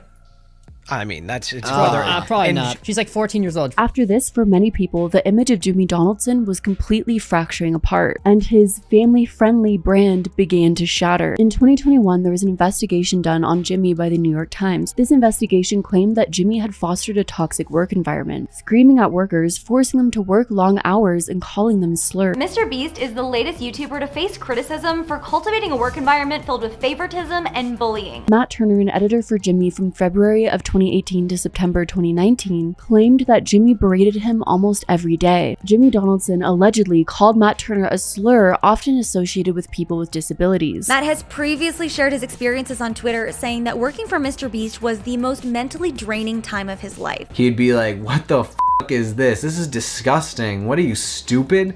And I'd be like, "Man, like, why do you have to insult me like that? You can just say, this is too much or not enough." Some of Jimmy's most well-revered and well-regarded videos are when he helps people with disabilities who are unable to receive help through traditional healthcare. And yet behind the scenes, Jimmy is calling his employees slurs used to degrade and insult those with disabilities. The contrast between these two sides is pretty alarming. But Jimmy Donaldson denied the claims of setting a hostile work environment. He said to The Times, "I've literally worked with over 100,000 people. 2 people thought I was pretty demanding, which is perfectly fine. We have high standards, but it's not a toxic work environment." You sure about that? You sure about that? The experiences that these employees spoke out about was incredibly brave, especially since they were one of the first people to talk about the toxic work environment of the MrBeast empire. But still, people were incredibly shocked when the news about Ava Chris Tyson and her actions within the MrBeast operations came to light. You become the friends you keep, and Ava and Jimmy have always been close. Ava Chris Tyson is a longtime figure of the MrBeast empire. Within the past few years, Ava has publicly transitioned and faced a lot of online backlash and scrutiny for that. I want to clarify before I discuss all the controversies surrounding Ava Chris Tyson that just because Ava Chris Tyson acted in a very wrong manner does not justify any transphobic comments towards her. A lot of people have taken this controversy as an opportunity to be transphobic, which I think is very wrong. This whole controversy started when Discord messages were leaked between a Discord moderator named LavaGS and Ava Chris Tyson herself. These messages seemed to be very inappropriate, and at the time they leaked, Ava Chris Tyson was 20 years old and LavaGS was only 13 years old. There's a history of Ava talking somewhat inappropriately to like minors. The biggest accusation came with a guy named Lava. The minor was around 13. This is Lava, and Ava was 20. Many strongly believe that these messages were evidence of because of the very casual relationship developed between Ava, 20 years old, and LavaGS, 13 years old, and the inappropriate conversations that were had that you should never have with a 13-year-old. A 13-year-old might think they're mature and wise enough to have inappropriate conversations, but a 20-year-old should know better. Initially, Lava spoke out in defense of Ava Chris Tyson, saying that the jokes were just edgy jokes. Lava said, Ava never did anything wrong and just made a few edgy jokes. I was never exploited or taken advantage of. I'm not a victim of anything being claimed in these videos or at all. I do think ultimately this is Lava's story, and Lava has a right to feel however they want to feel about this situation. Sometimes it's hard for those who've been groomed to realize that grooming took place, especially if you have very specific ideas in your mind of what grooming can look like, and you don't feel like you're a victim or don't want to believe you're a victim of anything. It can be really hard to wrap your head around the idea. Due to all the online backlash, Ava Chris Tyson stepped down from her role on the MrBeast channel. I would like to apologize for any of my past behavior or comments if it hurt or offended anyone. It was not my intent. Seeing recent events, we've mutually decided it's best I permanently step away from all things MrBeast and social media to focus on my family and my health. Having said that, I humbly apologize to anyone I've hurt with my unacceptable social media posts, past actions, and to those who may feel betrayed by how I used to act online. To lump these two factors together to create a narrative that my behavior extended beyond bad edgy jokes is disgusting and did not happen. Making bad edgy jokes matters a lot in the context of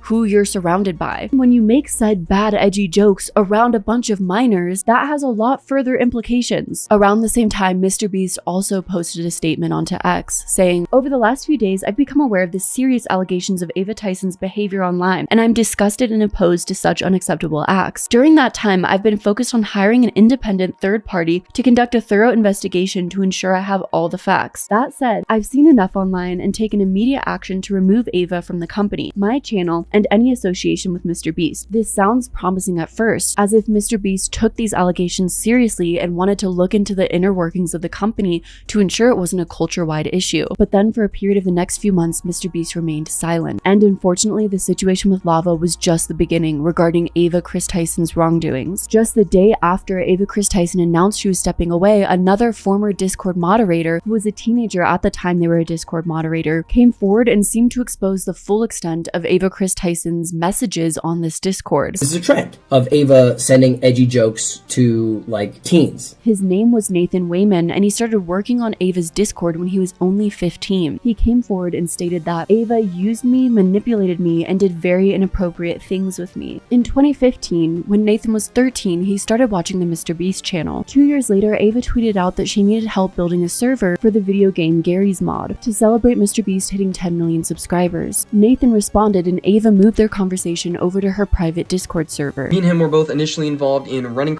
Discord server, helping set up Twitch streams and moderating them. This Discord server was called Dank Memes, and the private Discord server only had about 20 people, including Jimmy Donaldson himself. Had about 10 people in it, most of whom were minors. I'm not sure how they got in there, other than me and Lava. In the leaked Discord messages from the server, Ava wrote that she was the dictator of the server and I can do what I want. For people to further understand the gravity of the amount of inappropriate things that Ava said on this Discord server, Nathan, along with other former moderators of the Discord, leaked over 500,000 messages from Ava Chris Tyson, spanning from 2017 to 2021. Ava Tyson's Discord server leaks are getting dropped in a little less than an hour. I actually have thousands of Discord messages to go through. Almost anywhere where these messages have been leaked have been deleted online, so I was not able to find many sources with the original screenshots. However, I did find a random TikTok with a dude showing these screenshots, so I thought I'd show that here. Things just got worse for Tyson because an old Discord server was leaked and it's bad. If you've seen my second channel video titled Why Are So Many Influencers Low-Key Creeps, you've probably already seen this. She's only 14. Damn. Along with an image attachment that was shared. Sharing images of 14-year-olds? Ava had a message that said, buy my feet pics with a photo image attachment. Was this photo a photo of Ava's feet that she was sharing to minors? Ava also had a message that read, my PP gets big when I watch anime. While of course these messages are pretty inappropriate in general, again, the context of these edgelord jokes gets even weirder when you know that she was saying this to minors. Ava can't even pretend that she didn't know that minors were in the Discord. Not only because she was the one that invited a lot of them, but also because when the topic of making this Discord just for adults was brought up, probably because of all the inappropriate messages that were exchanged, Ava said that would be a lot of work. She also said, the internet is full of P content, and what am I, a parent? No, you're an influencer who's been heavily featured on the MrBeast channel, the most popular YouTube channel in the world with a predominantly younger audience. And you're also an adult. What you say to these children has a lot of weight. Children by proxy look up to you, and if you're acting in an inappropriate manner, they would probably deem that as acceptable or okay, when it's not. This is someone who we looked up to at the time, we idolized, we thought was the coolest person in the world, so they couldn't really do any wrong in our eyes. But looking back, I was definitely uncomfortable. Nathan leaked over 500,000 of those messages and posted it onto GitHub. But the thing is, if you couldn't already guess by me saying most of these posts have been deleted on any place it's been posted, that GitHub page ended up getting deleted. The messages were removed, completely wiped from the site, making a lot of people start to wonder or theorize if MrBeast's team was trying to cover up this information. In a statement to Rolling Stone, a GitHub spokesperson claimed they were removed because it violated our terms for additional products and features. But in my opinion, just from what I've noticed when researching this topic, PR and legal teams are working overtime to change and hide this narrative. Nathan, Lava, or other members of the Discord would also often refer to Ava as dad or daddy. Ava seems to have had this sort of like habit of calling everyone dad, or at points daddy. They would also often have hours-long Discord calls with Ava when they were minors and she was 20. This turned into us having lots of private conversations with and playing video games with for hours on end. Not only did we do a lot of unpaid work for that he promised he would pay us for, we would also frequently bring up sexual topics that was definitely not appropriate to bring up around 15, 16-year-olds, linking me several different corn and hentai videos. And an NSFW bot in his Discord server would use this NSFW bot to spam different corn images.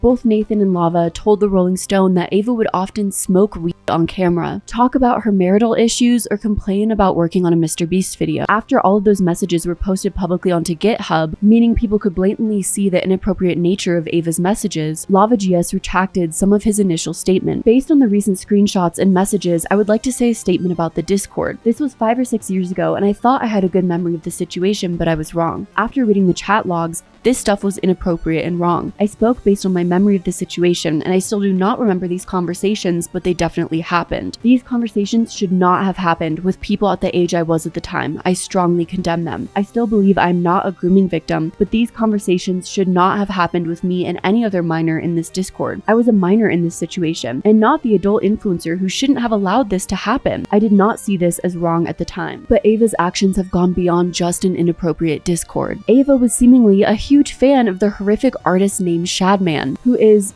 basically a CP illustrator. Lolly drawing, which is basically underaged art of girls.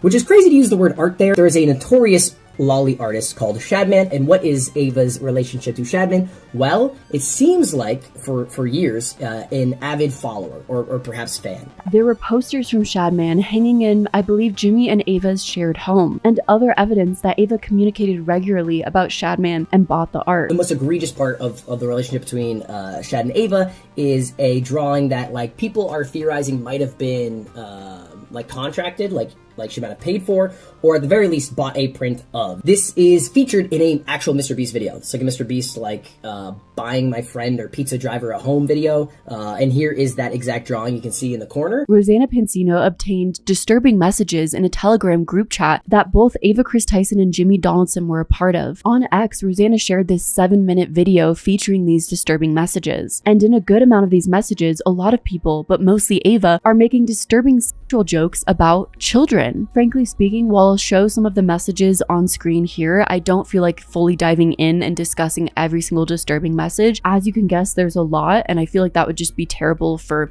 everyone's mental health. Rosanna also wrote on X that she turned the message logs over to the FBI. I tied up an FBI agent. Rosanna also posted a YouTube video about this titled, "MrBeast knew all along, 1,000+ leaked messages." The proof that Jimmy knew about Tyson's behavior is right here. Ivanka Trump when she was 13.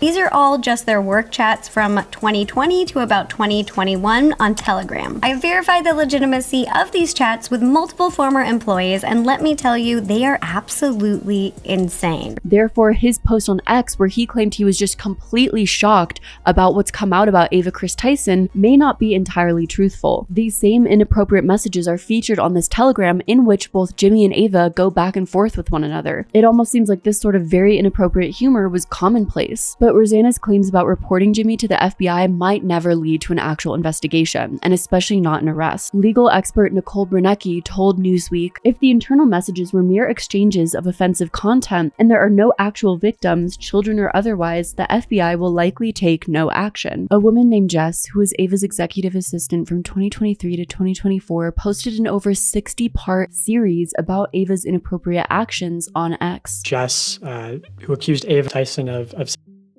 I think her case has been sort of mostly ignored. Since Jess is also transgender, Ava messaged Jess on X to ask about her transition. To the Rolling Stone, Jess explained, "To be reached out to by a celebrity that was in the closet, and for them to also tell me that they were transitioning, that created an emotional connection between us, which made it hard to focus on the power dynamic." After it seemed like the both of them bonded, Jess asked Ava if MrBeast was hiring, and Ava told her, "I'll definitely keep you in mind." Eventually, Ava did hire Jess to be her executive assistant. But it was only after Ava developed an inappropriate relationship with Jess that was not conducive to a positive working environment. Almost as if Ava was testing Jess to see what she was willing to do for the job. Ava and Jess moved their chats to Discord, where Ava started asking Jess to do S-acts on Discord calls. "I always felt like I had to say yes if I wanted to be in a video or get a job," Jess said. In June of 2023, Ava offered Jess a job as her executive assistant at the MrBeast company and said that Jess could live with her. Ava flew Jess to Ava's home in North Carolina, and Jess stayed at Ava's place. During Jess's stay, she claims that Ava began to take advantage of her, and soon after, a toxic work environment was created where Jess felt like she had to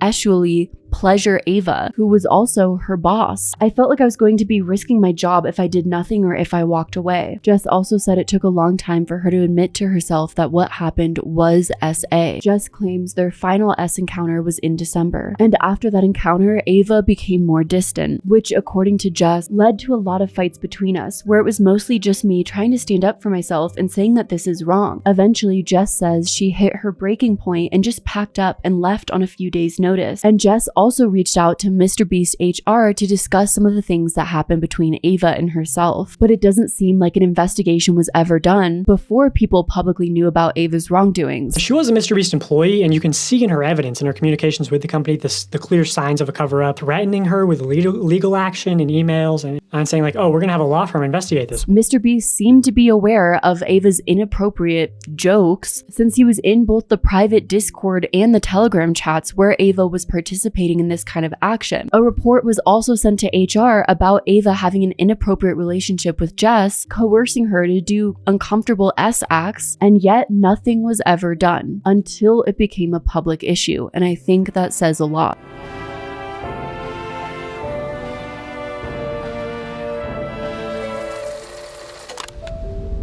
Amidst the Ava Chris Tyson controversy, former MrBeast employee and YouTuber by the name of Dogpack404 uploaded a video titled, "I worked for MrBeast. He's a fraud." I'm a former MrBeast employee. In the video, Dogpack404 exposes MrBeast's business practices. Today, I am alleging that the company rigged videos and did illegal lotteries and sold fake signatures. I would consider that fraud, okay? There's a big emphasis at the company of like how to manipulate children, like understanding their psychology and everything. He plays a clip of Jimmy's appearance on Bradley Martin's Raw Talk podcast, in which Jimmy and Bradley talk about whether or not Jimmy's videos are fake. I remember when I first started seeing your videos, I was like, this gotta be fake.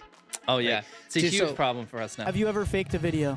No. Dogpack404 shares snippets from MrBeast's videos pointing out some inconsistencies and where things may have possibly been fake. But this train track is CGI, these bus wheels are CGI, this explosion is fake, this shredder is CGI, this car is digitally lifted, this pit is fake, this guy is fake, this raccoon is a paid actor, this island costs more than $1, this city is not abandoned, these buildings are CGI, but it's not your only way out. You can literally get an Uber to the airport for $20. That's not a lurker, it's just a guy. This whole room is fake, this contestant is an actor and a secret employee at MrBeast. They had him out through this fake door twice, this line is scripted, this action is scripted. In fact, pretty much all the videos with Mac are scripted. There's been quite a few times that MrBeast has used CGI in videos, whether it's just to make something look better and more appealing to the visual eye, or according to the more serious claims, fake certain aspects of his videos. We filmed a secret MrBeast video that will never be uploaded to YouTube. The only way you can... Okay, so this explosion here. I mean, real, CGI. And the only man that can stop it is this man. Okay, so some people have pointed out this shot as being potentially a little sussy. Right. In terms of CGI, what are your thoughts? This one didn't necessarily raise any red flags. In an interview, Jimmy addressed his use of CGI and how it can undermine the authenticity of videos. A good way for the interviewer to say, lie to your audience. We're really pushing boundaries, and like I want to like keep leveling things up, and I think that's a cool way to do it. But it's not like there's some like playbook on how to like incorporate it, right? Because no one else really does it. Like also we rarely use it. Like I mean maybe like 0.5%, 0.1% of my shots. Majority of what we do, or sometimes we'll extend a set. But this train track is CGI, these bus wheels are CGI. While Jimmy just says a bunch of stuff on the use of CGI, he never actually states whether or not his team used CGI to overinflate certain aspects of the video, like making a town look abandoned when it's not, or claiming to do charitable work when they're not actually doing it, and so forth. With the allegation that Jimmy used CGI to make it look like he and his team built an entire hospital when they never did, Jimmy just says that was a dumb mistake. Whoops, my bad. Honestly, truthful, dumb mistake. They were trying to show what this like building looked like in the past, and in the past that hospital wasn't there. Jimmy even claimed that because people spread on the information of Jimmy using CGI in his videos, his philanthropy channel is now struggling to get sponsorships. Truthfully, that channel is struggling to get brand deals because of all the slander on it, because everyone, you know, has convinced advertisers that the videos are fake. I mean, it is a thing that he did utilize CGI, and people are talking about it. Dogpack404 went on further to talk about different aspects of Jimmy's videos that could be faked. He claimed that all videos featuring a man named Mac Hopkins were fake. That in fact, Mac Hopkins was an actor and a secret employee. I found public records showing that Mac moved from California to Greenville, North Carolina, where Jimmy is located, back in August 2023, 2 months before he appeared as a contestant. According to a former MrBeast employee, this is around the time when Mac started working full-time on the editing team at MrBeast. How do you make money? with what money? The money that I made. How did you make it? The video later alleges that many MrBeast challenges are faked or rigged to have a more entertaining outcome. On the 4th day of 7 days stranded at sea, you can clearly see there's no one in the shelter. These are their empty beds. Dogpack404 showed that in one video, MrBeast selected a group of friends and employees for one of his challenge videos, but claimed he selected a group of random people. Let's look at this video. The contestants are not random subscribers. So many people had jobs. Oh, that contestant had to get out for her job? I guess you forgot she's your hiring manager. I actually recognize a lot of people in this video, including Jimmy's own girlfriend. Hey, anyone I'm friends with watching that wants 10 grand? The MrBeast team has claimed that this particular video was done during COVID, and when they had COVID tested the random group of people, a few of them tested positive, which meant that they had to substitute those randomly selected people with people that they knew, employees, friends, so that the video could continue for those who were able to participate in the challenge. That being said, having some sort of disclaimer that he knew some of the people instead of just saying blatantly that this was random people may have felt more authentic and trustworthy to the audience, instead of finding out after the fact that it wasn't, as Jimmy claimed, a randomly selected group of people. Dogpack404 also levies the claim that MrBeast participated in illegal lotteries for his young audience, exploiting his young audience. If you buy one of our limited edition 40 mil special shirts, then we will sign that shirt, and some of them will get random prizes. 5 minutes, we're gonna do the same thing again. We're gonna put $1,000 in a random order. So this was a 6-hour live stream. They took it down off YouTube. During those 5 hours, I counted 46 illegal lotteries. At one point, MrBeast is informed that they ran out of PlayStations, and he says, "Are we trying to not sell merch?" Our city is sold out of PlayStations. We don't have any. We have to give away. Are we trying to not sell merch? So he clearly knows that they're making more money by running these illegal lotteries. Another shady thing he did was constantly suggest that they're doing too many giveaways to make a profit. My guy over there doing the numbers is like, stop, please. It's like, you do realize every time you give away an Xbox and $1,000, you don't make money. I'm like, oh. When there was just no way they were ever even close to losing money on this stream. Jimmy has recently addressed the illegal lottery allegations and whether or not he thinks he ran an illegal lottery. Just to be truthful, if people want a refund or think for whatever reason, like we did something wrong, like I'll send you a link. Yeah, I mean, at the moment, that's all I really have to say. Maybe I could do a follow-up in the future. I'm trying to, dig up all the footage from that live stream. Jimmy seems to just dance around the topic. He doesn't answer the question of whether or not they ran an illegal lottery and whether or not he thought what they did was unethical. The content creator Soggy Cereal showed in a deep dive that some of what Dogpack404 claimed were illegal lotteries may not have been. The videos that featured these lotteries had in the caption "free to enter," which is a legally required aspect of a lottery. And it seems like in at least one of the MrBeast lottery videos mentioned in Dogpack404's video,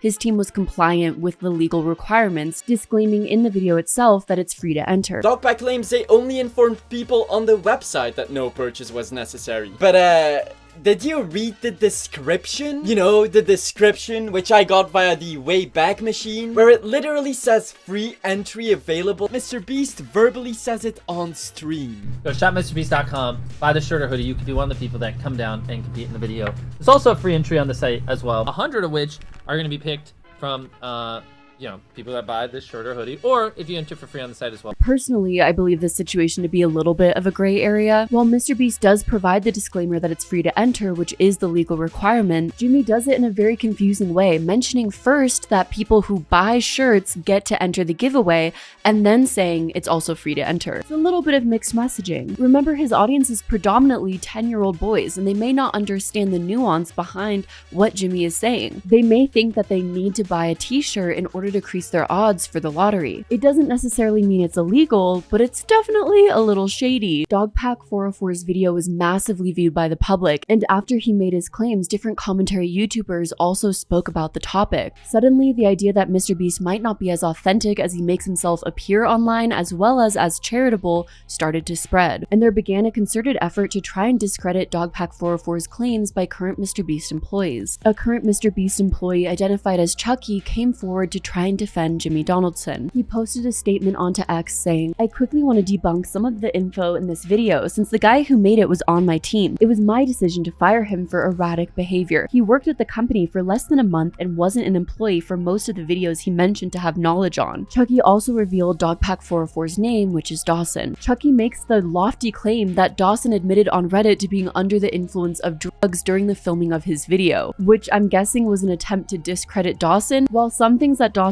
said have proved to be inaccurate or not entirely accurate, as I'm sort of explaining in this video, I still think that it's extremely strange that instead of trying to shed light on some of the inaccuracies in Dawson's video, the team members of MrBeast just went right to attacking him, trying to label him as a drug user. But Dogpack404 didn't seem to be too concerned with these tactics and came out with a second video. Dawson uploaded a second video titled, "I worked for MrBeast. He's a sociopath." Dawson collaborated with another former employee named Jake Weddle. Jake previously worked for MrBeast on videos like dumpster diving 100 dumpsters, extreme hide and seek, make this shot, win $300,000. There was half the people who, if you made Jimmy happy, you were on the good half. And these people got random bonuses and were usually moved up, had more screen time. I consistently was in the half that Jimmy did. Jimmy doesn't like me, that's fine. I don't like him either, it's okay. Oh, that feels so good to say. I don't like Jimmy. I hate you so much. In the video, Jake Weddle spoke about MrBeast faking some of his videos, like in the video, destroying my friend's car and surprising him with a new one. And Jake claimed that the video was fake from his reaction to his mother's response. He wanted to do a prank where, unbeknownst to the person, he takes a rock, crushes their car. We're gonna take a meteor and we're gonna put it on Weddle's car. We're gonna take another meteor and put it on Marcus's car. Both of them have no idea that we're doing this. Weddle and Marcus are probably shocked. They had no idea. That was the one and only time I had to, huh? My car? What? Mom, I'm about to call you about the meteor thing. You have no idea? Be surprised. Oh, she should have got the Oscar. Oh my God, on the fly, she goes, what? I'm on vacation. Mom, my car has been destroyed. Wait, what? A meteor hit it. Jacob, I'm on vacation. Do you understand During his employment, Jake Whittle found out that an older black employee was getting paid less to do the same job he was doing. Jake and the other employee eventually decided to ask for higher pay and were both fired. I just walked in there and asked for not necessarily a gajillion dollars, but maybe a salary that was more proportional to the work I was doing, given how much revenue that work was doing. There was another writer there, older comic, black guy, he had a kid, and I got paid more than him, and I thought that was wild because he was older than me, had a child, we're doing the exact same job. You went to that meeting with me. I said, I need XYZ or I'm out of here. And they said, bet, and they gave me a severance check the next day. And they gave him a severance check the next day. One of the most concerning aspects of Jake Whittle's claims is when he talks about how he was part of a video where he had to get locked into solitary confinement. He needed to get locked into solitary confinement for 100 days for $100,000. But the video did not come out because it did not go well. The conditions in solitary confinement were extremely strenuous for Jake. They were like, you're gonna be locked in this room and we gotta make sure you're on all the time. We're gonna have cameras on you all the time. I was like, okay, I can do this. It got to a point where like, they weren't turning the lights off. You know, I asked them, I said, can we like have like nighttime hours? You know? And they said no, because it would f up the time-lapse shots. The production team didn't seem to do much to help the situation. At some point, MrBeast allegedly came on set and had Jake Whittle say to the camera how grateful he was for this money because he could now pay off his student loans. Jimmy said, can you say to the camera how thankful you are that now you can pay back your student loans? You know how hard it was to do a take of that and pretend to make it genuine? I don't want to have student loans. I don't want to be in a cage. But Jimmy's the guy with the money, and if you do what he says, he'll do what you want. You want your student loans paid off? You just be in this cage. But producers were starting to ask Jake Whittle whether or not he was doing okay because the footage they were getting was haunting. He then tapped out of the competition with 7 more days left. Jake did claim that MrBeast still gave him the $100,000, which that would be so messed up if he didn't after Jake had gone through so much mentally and physically to try and film this video for the MrBeast team. They never aired the video and instead worked out the kinks and continued to do solitary confinement videos with other people. Jake even claimed he was going to therapy over the filming experience, which there are so many documented studies that isolation, severe isolation, can mentally affect you greatly. In response to Jake's claims, Jimmy said that just because that's his experience when working with Jimmy doesn't mean that's everyone's experience. I can never know 100% how something's gonna affect someone, right? We put 2 people in a room, Bailey and Susie, 100 days trapped together. One thing that Leto struggled with was the lights being on, and he mentioned that in the video. But Bailey and Susie, on day 20 of 100-day trap together, I offered to turn the lights off for part of their prize pool, and they said no. What I'm trying to say is you never know how someone's gonna react to something, right? It's impossible to fully predict. Maybe that's the issue with doing challenges and surprise charities. You don't know how an individual is going to act, yet you're putting them into unpredictable situations. In the case of solitary confinement, no one exactly knows how they'll react to that situation and whether or not it could extremely traumatize them. At least they got to walk away with some money and MrBeast got an entertaining video. It's fine if they can't sleep for the rest of their life. In this second video, Dogpack404 shows an internal document by the MrBeast team called How to Succeed in MrBeast Production. And the document starts with the subheading, "No does not mean no." When dealing with people outside MrBeast Productions, never take no at face value. Well, you shouldn't really be pressuring civilians to bend the rules that could get them fired, you know? Yikes. So any employee could read that and take it to the extreme. Someone says no, that they don't want to be filmed, and that employee pushes and pushes them until they can get a yes, for example. In general, it's just a glaring warning sign that consent is not a priority with production and the filming team. In an interview, Jimmy tries to explain the no means no policy. I wrote this little, I almost like advice book. There's a section that said no does not mean no. And then they just like crop that out and they're like, look, this is proof Jimmy's immoral and evil. The gist of why we had a section that said no does not mean no is because we do, I don't know if anyone's ever seen our videos, crazy things that have never been done before. But I don't think he brings up any new information. Instead, Jimmy just outright admits that he tells team members to push the limits, even when it comes to safety. Jimmy even brings up the topic of cranes and pushing the limit on safety concerns when it comes to cranes and getting permission to use them. No one like tries to dangle an obstacle course from cranes. Let's say the obstacle course in the sky where we had like these obstacle courses that Mac did held up by these cranes weighed like 100,000 pounds or whatever. Like they would call crane companies and they'd be like, no. And then they'd be like, okay, hang up. And they'd come to me and they'd go, Jimmy, they said, no, we can't do it. The video's not possible. And it's like, Well, of course they're gonna say no, because everything we do has never been done before. Which sounds familiar. I think there's another YouTuber who pushed the limits when it comes to cranes, and it ended up with serious injuries and major complications, virtually ruining that YouTuber's career. Maybe let's just not around with cranes. It also creates an entire company culture. The things that you say create the culture. So his company culture is around not taking no for an answer. In Dawson's video, Jake Weddle also reveals that a MrBeast employee was fired for SAing minors. He claimed that Jimmy covered up things and knowingly hired a registered sex offender. If it could be investigated, that'd be great. There was a known offender, registered offender, convicted offender, on the registry and everything, who worked there. He's on the registry for doing some not great stuff to some underage people. And they knew that, and they covered up the fact that not only did he work there, but he was like the manager when it all started. And the S offender was a man who showed up in MrBeast videos wearing a mask. He'll be in videos, he'll be in thumbnails, he'll be around, and whenever he is, he's wearing a mask. Jake claimed that this employee was nicknamed Delaware because he was not allowed to be in the state Delaware. Apparently they called him Delaware because he's not allowed to go back to Delaware. That's his nickname? Colloquially? Like, you know, yeah, it's Delaware, don't ask him why. Jimmy has claimed he had no idea about Delaware's past. I walked into my local Best Buy and I just hired multiple people. One of them was the person named Delaware. And no, I did not know he was a registered sex offender. At this moment, it's hard to tell how much Jimmy knew about Delaware's past. That being said, the claim that a man's name is Delaware because he's banned in the state of Delaware starts to fall apart when you really look at it. As the YouTuber Soggy Cereal pointed out, it's extremely rare for someone to ever actually be banned from a state. State banishments are extremely rare. Most recent one I found was a 1-year Kentucky banishment in the year 2000. It wouldn't make sense that that was the reason behind Delaware's nickname, but at the same time, I don't want to outright call Jake Weddle a liar. Maybe it was just office gossip. Twitter users Internet Anarch and Octopox YouTube posted documents from the S Offender Registry regarding a man named Charles R. Jefferson, who's believed to be Delaware. According to their posts, the man's victim was between 1 and 11 years old. Then Jake the Viking, who's another MrBeast employee, posted onto X defending Delaware and claiming that he's his brother-in-law. He claimed that when Delaware was 21, a 16-year-old girl accused him and others of SA when she was 11. Delaware took a plea deal. That's why there was no jail time, but he still had to register. Jake the Viking also claimed that his nickname was Delaware because he came from Delaware, which at this point, the focus on the nickname Delaware feels like a distraction from the main point, which is that Jimmy hired a registered S offender. Jake the Viking claimed that Delaware explained his situation to Jimmy and Jimmy's mom Sue before he was hired, though MrBeast heavily disputes this. A rumor that's gone around that said that he sat me and my mom down and told us.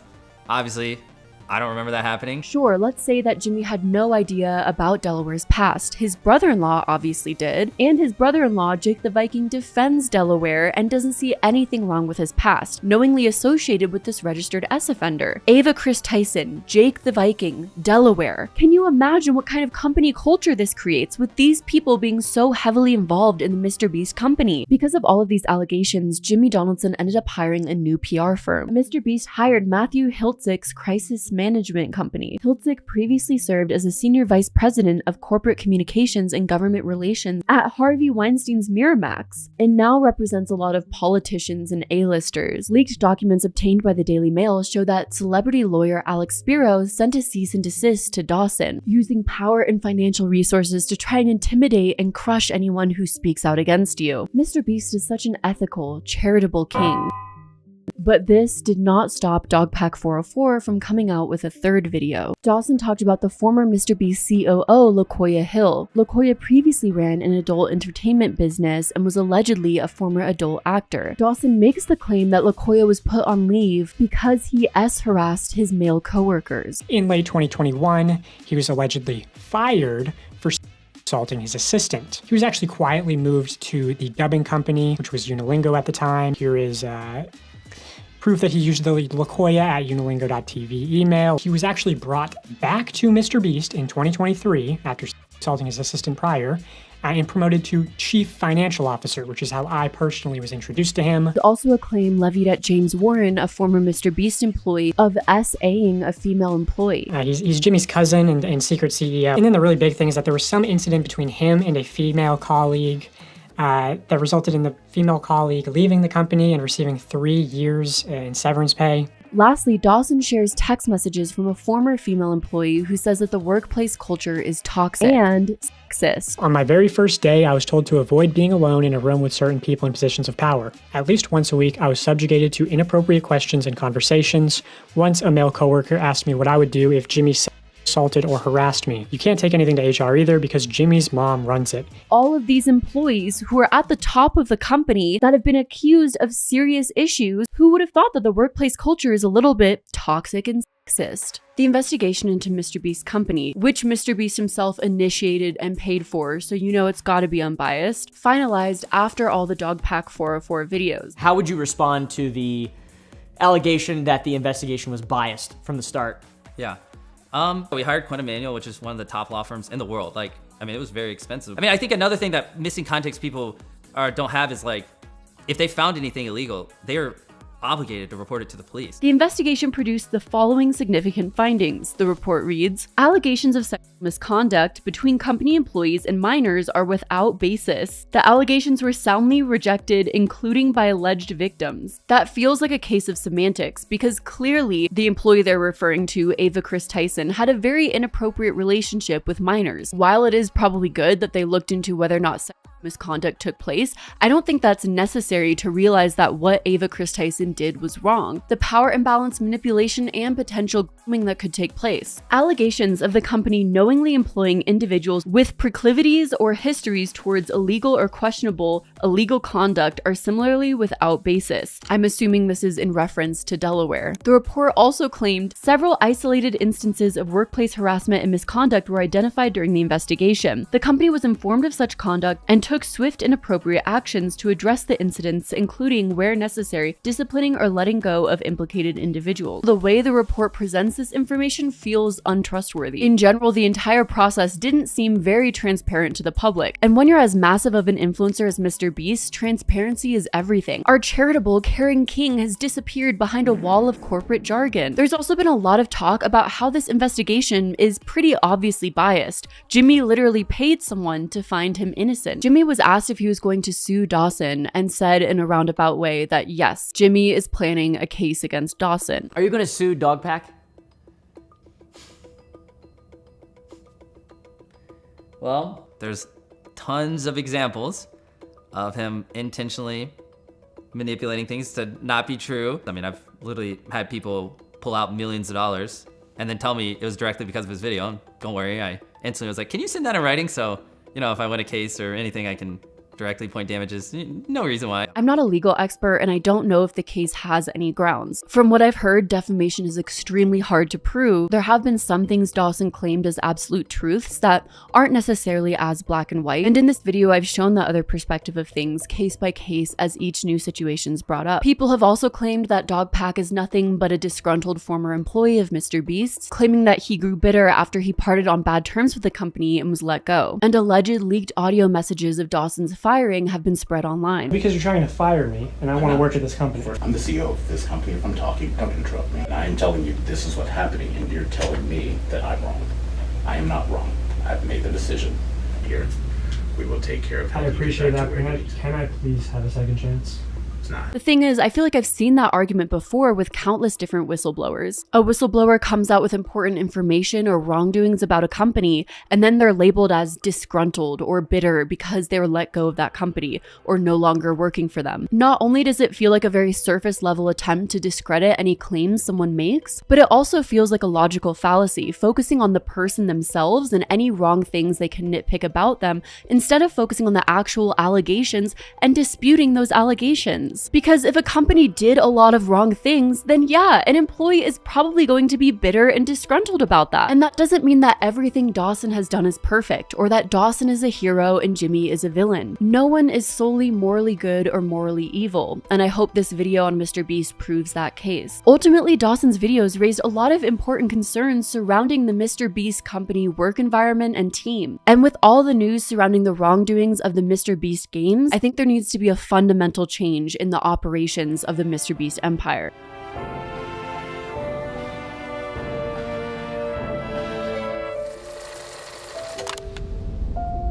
Jimmy signed a $100 million deal with Prime Video to host a reality competition show called Beast Games. The initial concept of the show that was advertised is 1,000 contestants would compete for a $5 million reward, one of the biggest competitions that MrBeast has done yet, and which the press release claimed was the biggest single prize in the history of television and streaming. The grand prize of the most insane competition show you've ever seen. And competing for it are these 1,000 contestants! So of course, thousands of people jumped at the chance to be able to compete in this game and win $5 million, even though there wasn't much information about what contestants would actually be doing. A lot of MrBeast videos have very extreme premises, complete isolation, living in a box, so you wonder what he would have 1,000 contestants do for the chance to win $5 million. Several contestants ended up speaking to the New York Times about the intake process, and the contestants were reportedly asked whether they'd be willing to be buried alive or travel to space. The stakes have never been higher. When you think about a person being asked if they would be willing to go to those extremes, you realize how dangerous these video concepts are in general. Putting people through all of this dangerous actions so you can film their reactions for good content while they're clearly desperately trying to win money that could change their entire lives in future. And the more desperate the better, so you can get those tear-jerking clips about how badly these people need the money, all to put into your content. That's not exploitative at all. He's just a generous, kind guy. It's also clear that Jimmy's concepts are escalating more and more, but at what cost? This challenge might be the most cutthroat thing I've ever done. There are Navy SEALs coming for you. With massive challenges. Welcome to the elimination train! That has never been done on TV before. Shooting for the competition started in July of this year, and the competition started with 2,000 contestants, and all of these contestants were crammed into the Allegiant Stadium in Nevada. These 2,000 people had to all stay within the stadium, eating, sleeping, and living there. Applicants were required to sign a contract reviewed by the Times that said, "I understand that such activities may cause me death, illness, or serious bodily injury, including but not limited to exhaustion, dehydration, overexertion, burns, and heat stroke." And during the competition, a lot of contestants were put in danger. Over a dozen participants who competed in the first round of Beast Games spoke to the New York Times, and these contestants claimed they weren't even given proper food during the competition. Given maybe 400 calories a meal and only fed every 12 hours. Food would run out and people would fight over, steal, and hoard food. Water was scarce and kept running out as well. While doing all of these extreme challenges in Nevada in the middle of July. That sounds like hell. On a few occasions, production staff handed out feastable chocolate bars and then filmed people eating it and saying how much they liked the chocolate for an advertisement placement, instead of getting them proper nutrition that they needed to be able to do the competition. And things were even worse for people with food allergies and dietary restrictions. Several contestants claimed that they were fed food they were allergic to, and alternatives weren't provided, nor were they given proper medical care, and some competitors suffered serious injuries from the challenges, and the competitions required them to move heavy objects and compete in games like Capture the Flag. Even more concerning, before the competitors even arrived at the stadium, they had to turn in all their belongings, including their phone and medications. These contestants were then told that the medications would be distributed to them when needed. So production had to keep track of the medication schedule of 2,000 contestants. Yeah, that doesn't sound like a recipe for disaster. As you can guess, several contestants claimed they did not receive their medication on time, including one contestant who needed insulin. I was a contestant until the end. I also didn't accept their hush money. It was really bad. People were having seizures because they were not getting medication, even though we were promised we would. Before the competition took place, contestants described how Jimmy stepped out of a shrine-like structure and onto a platform above $5 million in cash, and they were instructed to cheer. 3, 2, 1.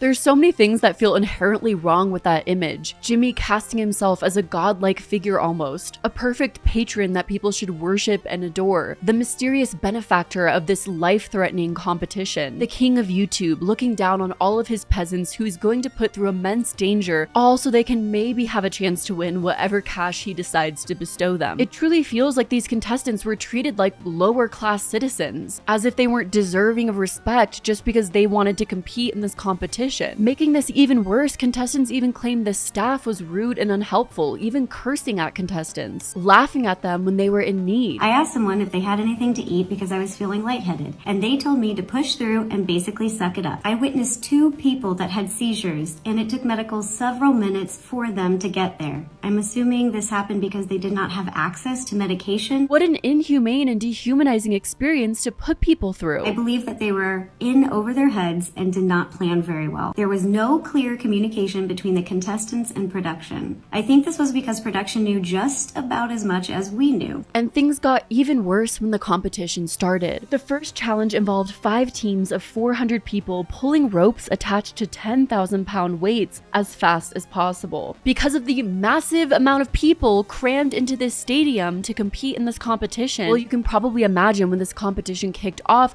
the mass chaos that ensued, especially with teams of 400 people. There was a crush of people just pushing and shoving one another, and the production staff was unable to calm the crowd. I mean, did they not think riots could possibly happen with 2,000 people crammed into a stadium all competing for $5 million? Did they not think that contestants probably would be in danger even from other contestants themselves? Once the chaos started, one contestant claimed that they started hyperventilating. Another said she'd been almost horizontal and was afraid of being trampled, which is a real danger with that kind of crowd. One person said she left the stadium bruised and bleeding after being eliminated in the first challenge. She was handed $1,000 bills, a stack of money as a sort of consolation prize, but was told after filming took place that she had to hand it back. Production said they would send the actual money eventually, but a lot of people claimed that never happened. They offered anyone who lost $1,000 to sign away their rights to join any kind of class action lawsuit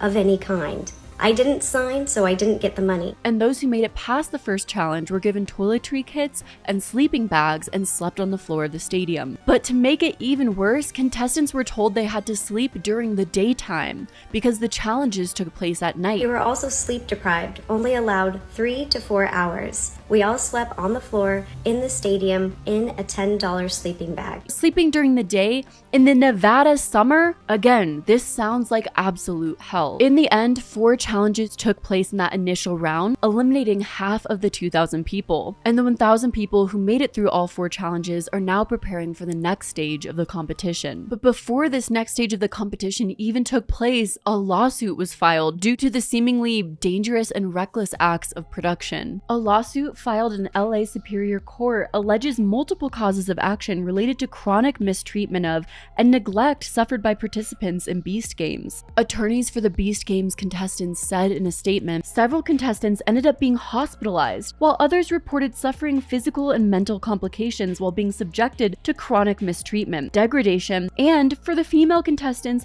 hostile working conditions. It was 100% rigged. All the games were about speed and strength, so only the young athletic males were at an advantage over the women and elderly people. Men started realizing that they could take out the women without being eliminated.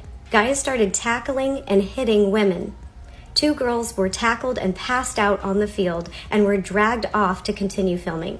I saw people with broken bones, stitches, etc., and most were women. The fact that from these claims, it doesn't seem like there was anything in place to prevent women from getting sexually harassed in this competition is mind-blowing.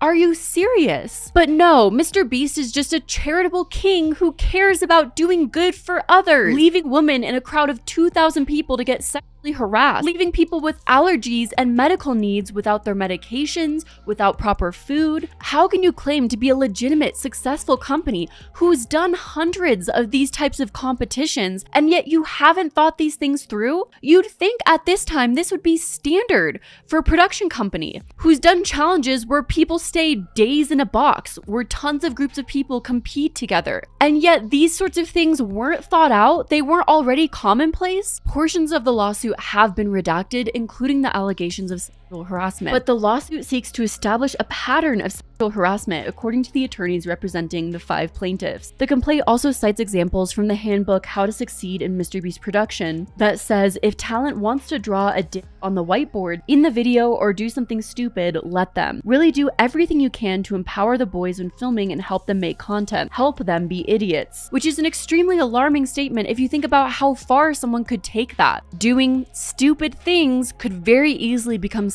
harassment, especially if it's encouraged by the production, putting all other participants in the video in an unsafe environment. I just hope all these contestants are able to receive justice. Because if you think about it, they were reeled in with the promise of money, a life-changing amount of money, and then they were put through a degrading process. Also, MrBeast can have an entertaining reality show. My heart is broken into pieces right now. I don't trust anyone. I'm here for myself and my family. Everything is on the line.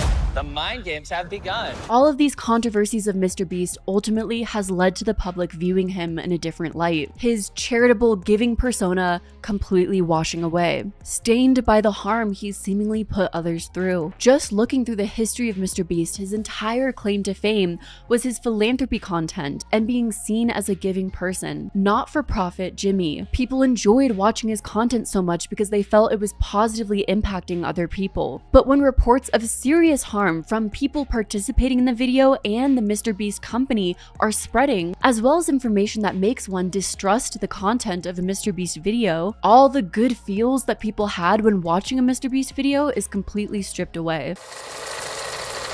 And that is how we get the fall of the MrBeast empire. Of course, Jimmy will probably find ways to continue making content and working on his businesses. He's claimed multiple times in various interviews that he'll never stop making YouTube videos. But the entire foundation that the MrBeast brand and videos were built on has been completely stripped away, shattered in the eyes of the viewer. When social media is built off of public perception and you lose the image your brand was built off of, your brand slowly disappears and fades out. Your empire comes crumbling down.